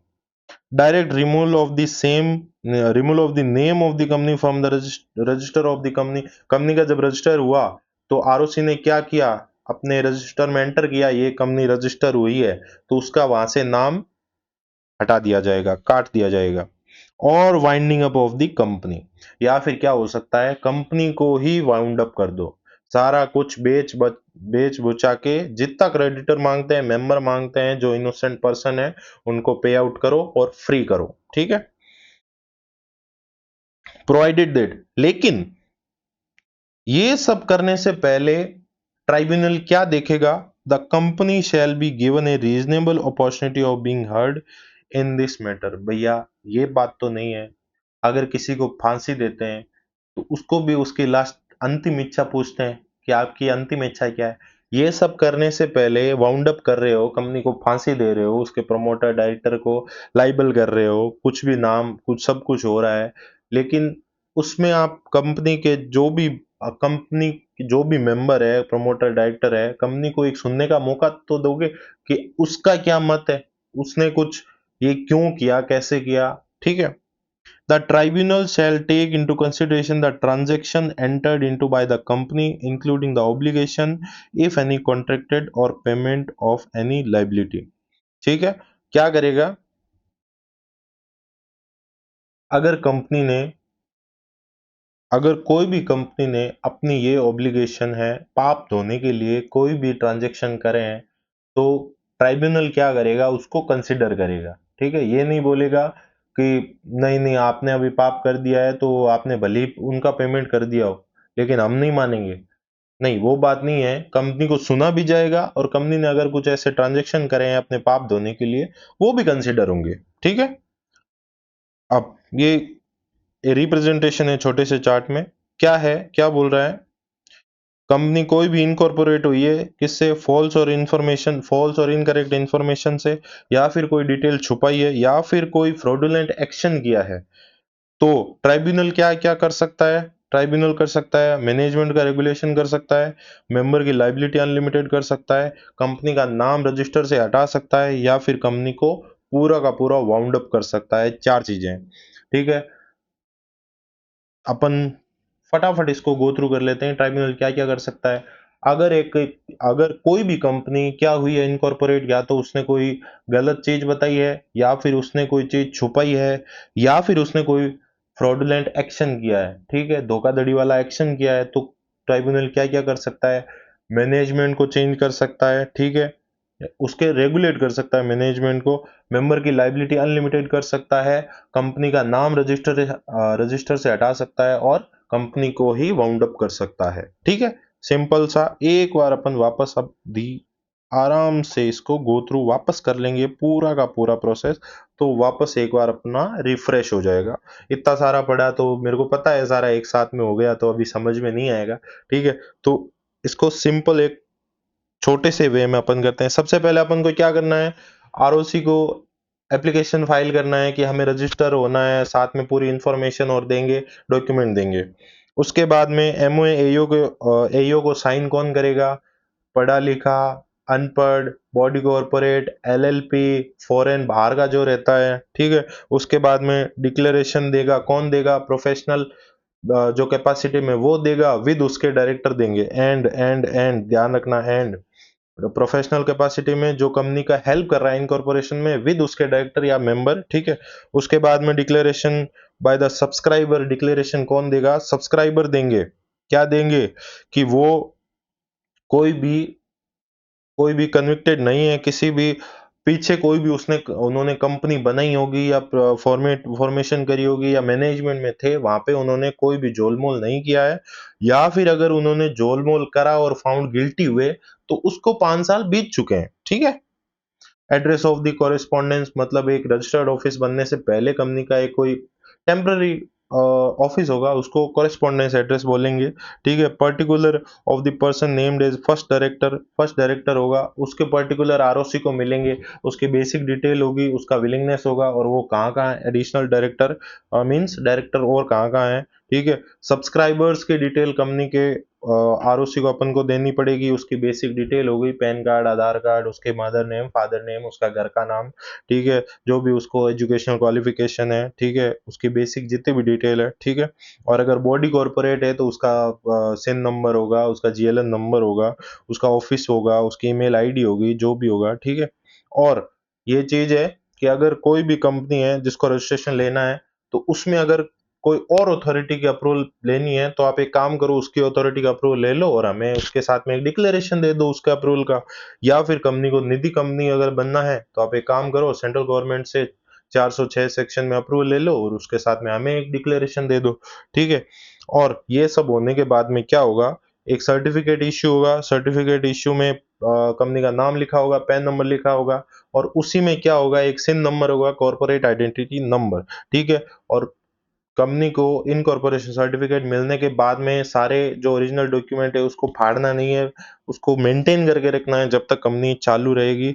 अब अगर कंपनी ने इनकॉर्पोरेशन के टाइम में अगर कुछ डिफॉल्ट किया तो क्या हो सकता है, 447 सेक्शन 447 में सारे के सारे जो कंपनी के जो इनकॉर्पोरेशन रिलेटेड जो भी लायबल पर्सन है उनको 447 में पनिशमेंट मिलेगी। और कंपनी एस्टेब्लिश हो चुकी है उसके बाद में पता चला कि उन्होंने कोई फैक्ट छुपाया है, कोई बतानी थी वो बताई नहीं, या फिर उन्होंने कोई धोखाधड़ी करी है, तो क्या होगा, वो भी 447 में लाइबल होंगे। और 447 में लाइबल होने के साथ साथ में अब उस पर क्या एक्शन लिया जा सकता है, ट्राइब्यूनल क्या कर सकता है, उसके मैनेजमेंट को चेंज कर सकता है, और क्या कर सकता है, उसका नाम रजिस्टर से हटा सकता है, और क्या कर सकता है, उसका मेंबर की लाइबिलिटी अनलिमिटेड कर सकता है, या फिर उसको वाउंड अप कर सकता है। Okay, simple. इसको डायरेक्ट वन पेजर में मैं आपको बता देता हूं, ये रहा वन पेजर, ठीक है, दिख रहा है, ठीक है। ये पूरा का पूरा वन पेजर है जिसमें सिंपली आपको गो थ्रू सेक्शन 3 क्या बोल रहा है, formation of the company. Formation of the company में मैं जो सेकंड पॉइंट है उस नोट्स का जो सेकंड पॉइंट है उसको मैं फर्स्ट पॉइंट पे रख रहा हूं। क्यों रख रहा हूं, क्योंकि जब एप्लीकेशन देंगे तो उसके साथ में डॉक्यूमेंट और इन्फॉर्मेशन देने का बोल रहे हैं, ठीक है। वो डॉक्यूमेंट इन्फॉर्मेशन में क्या होगा, एमओए एयू भी साथ में होगा। वो साइन करा हुआ एमओए एयू कंपनी देगी रजिस्ट्रेशन एप्लीकेशन के टाइम पे, तो इसको पहले रखा है, ठीक है। क्या बोल रहा है कि सबसे पहले कौन करेगा, जो सब्सक्राइबर्स हैं वो क्या करेंगे, एमओए और एयू को साइन करेंगे, ठीक है। उसके बाद में कंपनी एसपीआईसी आईएनसी 32 में विद सारे डॉक्यूमेंट इन्फॉर्मेशन में क्या देगा, एप्लीकेशन देगा। और उसके साथ में क्या होगा, प्रोफेशनल जो होगा कंपनी का और director manager to the registrar in form INC two declaration देंगे। और सब्सक्राइबर और डायरेक्टर भी एक क्या देंगे, डिक्लेरेशन देंगे, ठीक है। उसके बाद में क्या क्या फाइल होगा आरओसी के पास में, डायरेक्टर के पर्टिकुलर, सब्सक्राइबर्स के पर्टिकुलर, ठीक है। ये सब होने के बाद में क्या करेगा, एक सर्टिफिकेट इश्यू आ जाएगा। सर्टिफिकेट इश्यू के बाद में एक सिन नंबर दे दिया जाएगा कंपनी को, और वो रजिस्ट्रेशन होने के बाद में जब तक कंपनी है तब तक उनके डॉक्यूमेंट मेंटेन करके रखने हैं। और अगर डिफॉल्ट हुआ तो क्या करेगा, लाइबल अंडर सेक्शन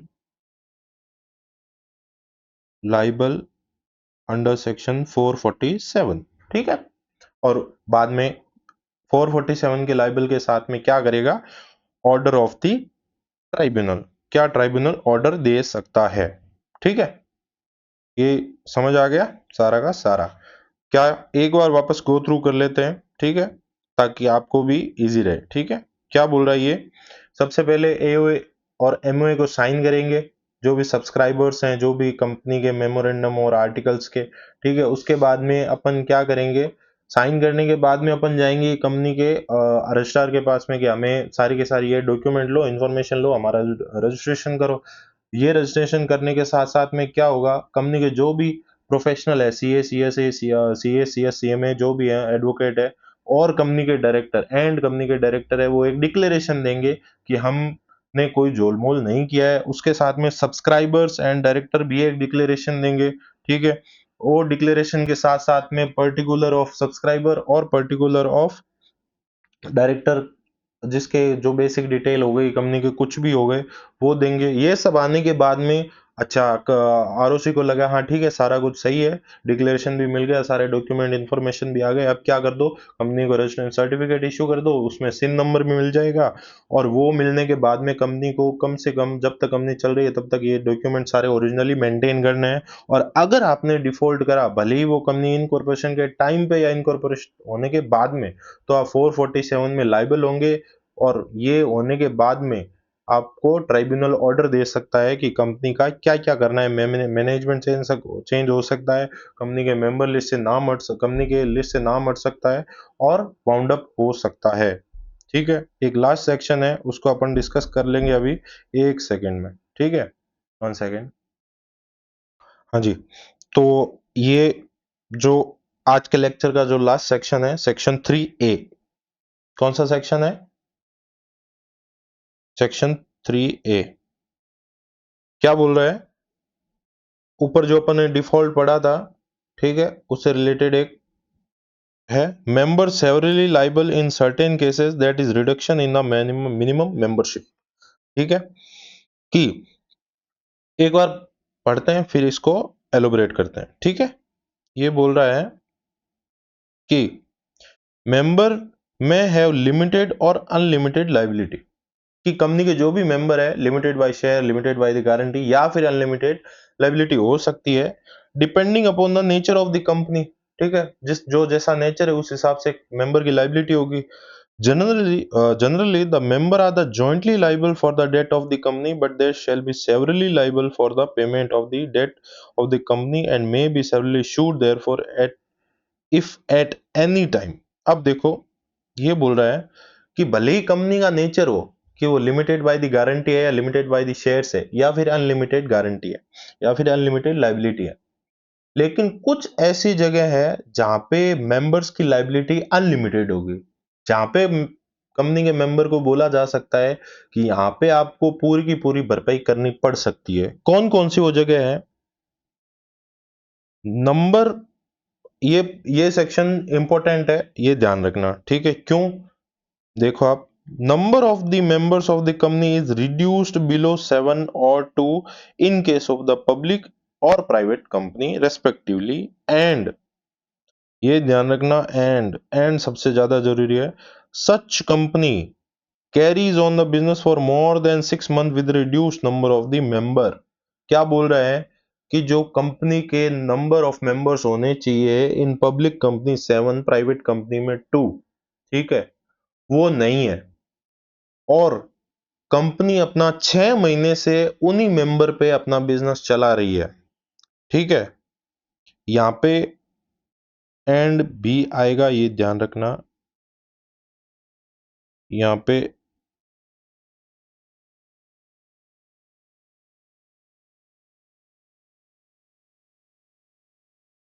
एंड थोड़ा बड़ा हो गया ना, तो छोटा लिखते हैं, इससे आएगा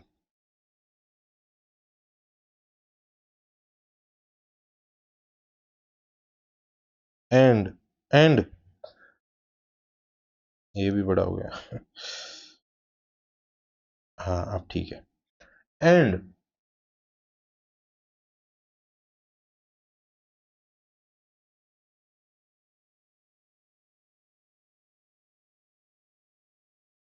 एंड क्या? Every such person who carries on the business, वो हर एक आदमी जो ये बिजनेस रन कर रहा है, आफ्टर दो 6 month, 6 महीने के बाद में, is Cognizant means aware, Cognizant मतलब उसको पता है, of the fact that business is carried with the reduced number. ठीक है, तीन है बातें, भले ही कंपनी की लाइबिलिटी लिमिटेड हो शेयर या गारंटी के बेस पर या फिर अनलिमिटेड हो, लेकिन ये वाली जो जगह है, ठीक है, उस पे कंपनी के मेंबर की लाइबिलिटी अनलिमिटेड हो जाएगी। क्यों? अगर एक कंपनी ने रूल फॉलो नहीं किया कि उसके member minimum 7 in public company, minimum 2 in private company होने चाहिए, और वो अपना बिजनेस 6 महीने से उन्हीं कम मेंबर्स पे चला रही है, और ये बात सारे के सारे कंपनी के मेंबर्स को पता है, ठीक है, तो such member are liable for the payment of the whole debt of the company contracted during that time, उन 6 महीनों के period, after elapse of the 6 month, उन 6 महीनों के पीरियड के बाद में अगर कंपनी ने कोई भी ऐसा कॉन्ट्रैक्ट किया जिसके लिए कंपनी डेट के लिए लाइबल हो गई, तो सारे के सारे मेंबर कंपनी के लिए अनलिमिटेड लाइबल हो जाएंगे। ये इसको फॉर्म में प्रेजेंट किया है, देख लो, कि गो थ्रू एक हो जाओ आप इससे। Member below required, public company में 7, प्राइवेट कंपनी में 2, उससे कम है, प्लस एंड मानना इसको, प्लस 6 महीने से ज्यादा बिजनेस चला रहे हैं, तो और ईच मेंबर अवेयर है, तो हर मेंबर को ये चीज पता है, ठीक है, तो क्या हो जाएंगे, होल डेट के लिए वो लाइबल हो जाएंगे, कंपनी के कंप्लीट डेट के लिए लाइबल हो जाएंगे, ठीक है। ये अपन ने आज पढ़ा, तो आज अपन ने क्या क्या पढ़ा, ठीक है, एक बार quickly within a minute अपन गो थ्रू कर लेते हैं, ठीक है। कंपनी के इनकॉर्पोरेशन से रिलेटेड, कंपनी क्या होती है, कंपनी के प्रमोटर कौन होते हैं, ठीक है, कंपनी क्या होती है, आईपीएल, ठीक है, आईपीएल क्या sir, incorporated for lawful purpose, ठीक है, एंड जो लीगल एंटिटी है, एंड उसका परपेचुअल सक्सेशन है, मींस अगर कंपनी का प्रमोटर डायरेक्टर मेंबर अगर खत्म भी हो गया, लेकिन कंपनी ऑलवेज रनिंग में रहेगी, ठीक है। कंपनी के प्रमोटर कौन है, जिसका कंपनी ने अपने प्रोस्पेक्टस में जिसको बताया है कि ये मेरा प्रमोटर है, या फिर कंपनी ने एनुअल रिटर्न में बताया कि वो कंपनी का प्रमोटर है, या फिर कंपनी के अफेयर्स पर, कंपनी के चाल चलन पर उसका कंट्रोल है, या फिर कंपनी के बोर्ड ऑफ डायरेक्टर है, वो उसके इशारों पे नाचते हैं, तो वो प्रमोटर माना जाएगा, ठीक है। लेकिन अगर वो अपनी प्रोफेशनल कैपेसिटी में काम कर रहा है तो वो प्रमोटर नहीं माना जाएगा, ठीक है। ये नीचे शॉर्ट में बता रखा है, ठीक है। अब कंपनी कितने तरह की हो सकती है, ठीक है। एक पब्लिक कंपनी हो सकती है जिसमें सात या उससे ज्यादा होना चाहिए, प्राइवेट 2 या उससे ज्यादा, 1% कंपनी में एक हो सकता है। कंपनी कितने तरीके से फॉर्म हो सकती है, कंपनी लिमिटेड और अनलिमिटेड हो सकती है, लिमिटेड शेयर से या गारंटी से, ठीक है। 1% कंपनी है, वो अपन नेक्स्ट अगली बार में लेक्चर में डिस्कस करेंगे, ठीक है। अभी कंपनी के फॉर्मेशन का क्या क्या प्रोसेस है, ठीक है। सबसे पहले एओए और एमओए पे सारे के सारे सब्सक्राइबर्स साइन करेंगे, अगर पढ़ा लिखा है, नहीं पढ़ा लिखा है, बॉडी कॉर्पोरेट है, एलएलपी है, या फिर बाहर का सिटीजन है, ठीक है, 5 पॉइंट उसी में ही है। उसके बाद में कंपनी को हम सारे के सारे डॉक्यूमेंट इंफॉर्मेशन के साथ में जाएंगे आरओसी के पास में, हमको रजिस्टर दे दो, रजिस्ट्रेशन दे दो। उसके बाद में साथ साथ में क्या होगा, कंपनी के जो भी प्रोफेशनल है जिन्होंने हेल्प करी है, विद उनके डायरेक्टर और मैनेजर और सेक्रेटरी, वो एक डिक्लेरेशन देंगे, ठीक है, कि हमने जो जो आपने बोला था सारा का सारा हमने फॉलो करा है। और साथ साथ में कंपनी के जो सब्सक्राइबर्स हैं, वो एक डिक्लेरेशन देंगे कि भैया हमने कोई भी पुराने टाइम में झोल मोल नहीं किया है, ठीक है, और अगर किया है और गिल्टी हुए हैं तो उसको 5 साल हो गए, बीती बातें भूल जाओ, 5 साल हो गए। उसके बाद में जब तक कंपनी का रजिस्टर्ड एड्रेस नहीं होगा तब तक एक टेम्पररी एड्रेस होगा, और फर्स्ट डायरेक्टर जो होगा कंपनी का उसके पर्टिकुलर उसको देने पड़ेंगे आरओसी को, और मेमोरेंडम में जो जो सब्सक्राइबर्स है उसकी सारी डिटेल देनी होगी, ठीक है। ये सब होने के बाद में सब मिल गया कंपनी को, आरओसी को, कि अब ठीक है, तो कम आरओसी क्या करेगा, सर्टिफिकेट इश्यू कर देगा, जिसमें क्या होगा, एक सीआईएन नंबर होगा जो कंपनी का एक यूनिक आइडेंटिटी नंबर होगा, और वो मिलने के बाद में कंपनी को क्या, जब तक कंपनी रहेगी तब तक उसको मेंटेन करने रहेंगे डॉक्यूमेंट सारे के सारे, ठीक है। और फॉल्स इंफॉर्मेशन अगर हुई तो बीच में कंपनी एस्टेब्लिश करते टाइम में, अगर इनकॉर्पोरेशन के टाइम में अगर पता चला कि इन्होंने कुछ झोलमोल किया है, तो 447 में लाइबल होंगे। इनकॉर्पोरेट होने के बाद में अगर पता चला कि उन्होंने कुछ छुपाया है, या कुछ नहीं बताया है, या फिर गलत बताया है, या फिर कुछ धोखाधड़ी करी है, तो 447 में हर एक बंदा लाइबल होगा जिसने उसको सही बताया है, ठीक है। और ये होने के बाद में एक ऑर्डर, ट्राइब्यूनल को अगर लग रहा है कि क्रेडिटर या मेंबर के इंटरेस्ट में ये डिसीजन होना चाहिए, तो क्या कर सकता है, मैनेजमेंट को रेगुलेट कर सकता है, कंपनी का नाम member list registration register of member company के नाम से हटा सकता है, वाउंड अप कर सकता है कंपनी को, और क्या कर सकता है, मेंबर की लाइबिलिटी अनलिमिटेड कर सकता है। उसके बाद में सेक्शन 3A अपन ने पढ़ा, सेक्शन 3A क्या बोलता है कि भले ही कंपनी कोई भी फॉर्म में हो, उसकी लिमिटेड लाइबिलिटी हो मेंबर की, लेकिन अगर ये 3 बातें अगर हुई तो क्या होगा, मेंबर की लाइबिलिटी मैं अनलिमिटेड कर दूंगा। कहाँ कहाँ पे, अगर कंपनी इनकॉर्पोरेटेड है, जितने मेंबर होने चाहिए उससे कम मेंबर में, ठीक है, और वो 6 महीने से अपना काम कर रही है, और ये सारी चीजें उनके मेंबर को पता है, तो वो 6 महीने बीतने के बाद में अगर आपने कोई भी ऐसा ट्रांजैक्शन किया जिसमें कंपनी डेट के लिए लाइबल हुई, कंपनी से कोई भी पैसे मांगने आया, तो उसके लिए आपकी लायबिलिटी अनलिमिटेड होगी। आप उस टाइम ये नहीं बोलोगे कि मेरी लायबिलिटी कंपनी के शेयर जितना मैंने पैसा नहीं दिया उतनी है, या फिर मैंने जितनी गारंटी दी है उतनी है। ठीक है, ओके। अगला अपन जो भी चैप्टर के जो भी टॉपिक्स है वो अगले अपन डिस्कस करेंगे। ये लेक्चर आपको मैं यूट्यूब पे अपलोड कर दूंगा। ठीक है, नीचे डिस्क्रिप्शन में ही आपको टेलीग्राम का लिंक मिलेगा। उसमें आप इजीली आप जो नोट्स हैं वो ये सारे के सारे हाईलाइटेड और कलरफुल नोट्स हैं, तो आप इजीली एक्सेस करो, प्रिंट निकालो, पढ़ो अच्छे से, खुश रहो, आनंद में रहो एंड मस्त रहो। Radhe Radhe, thank you so much.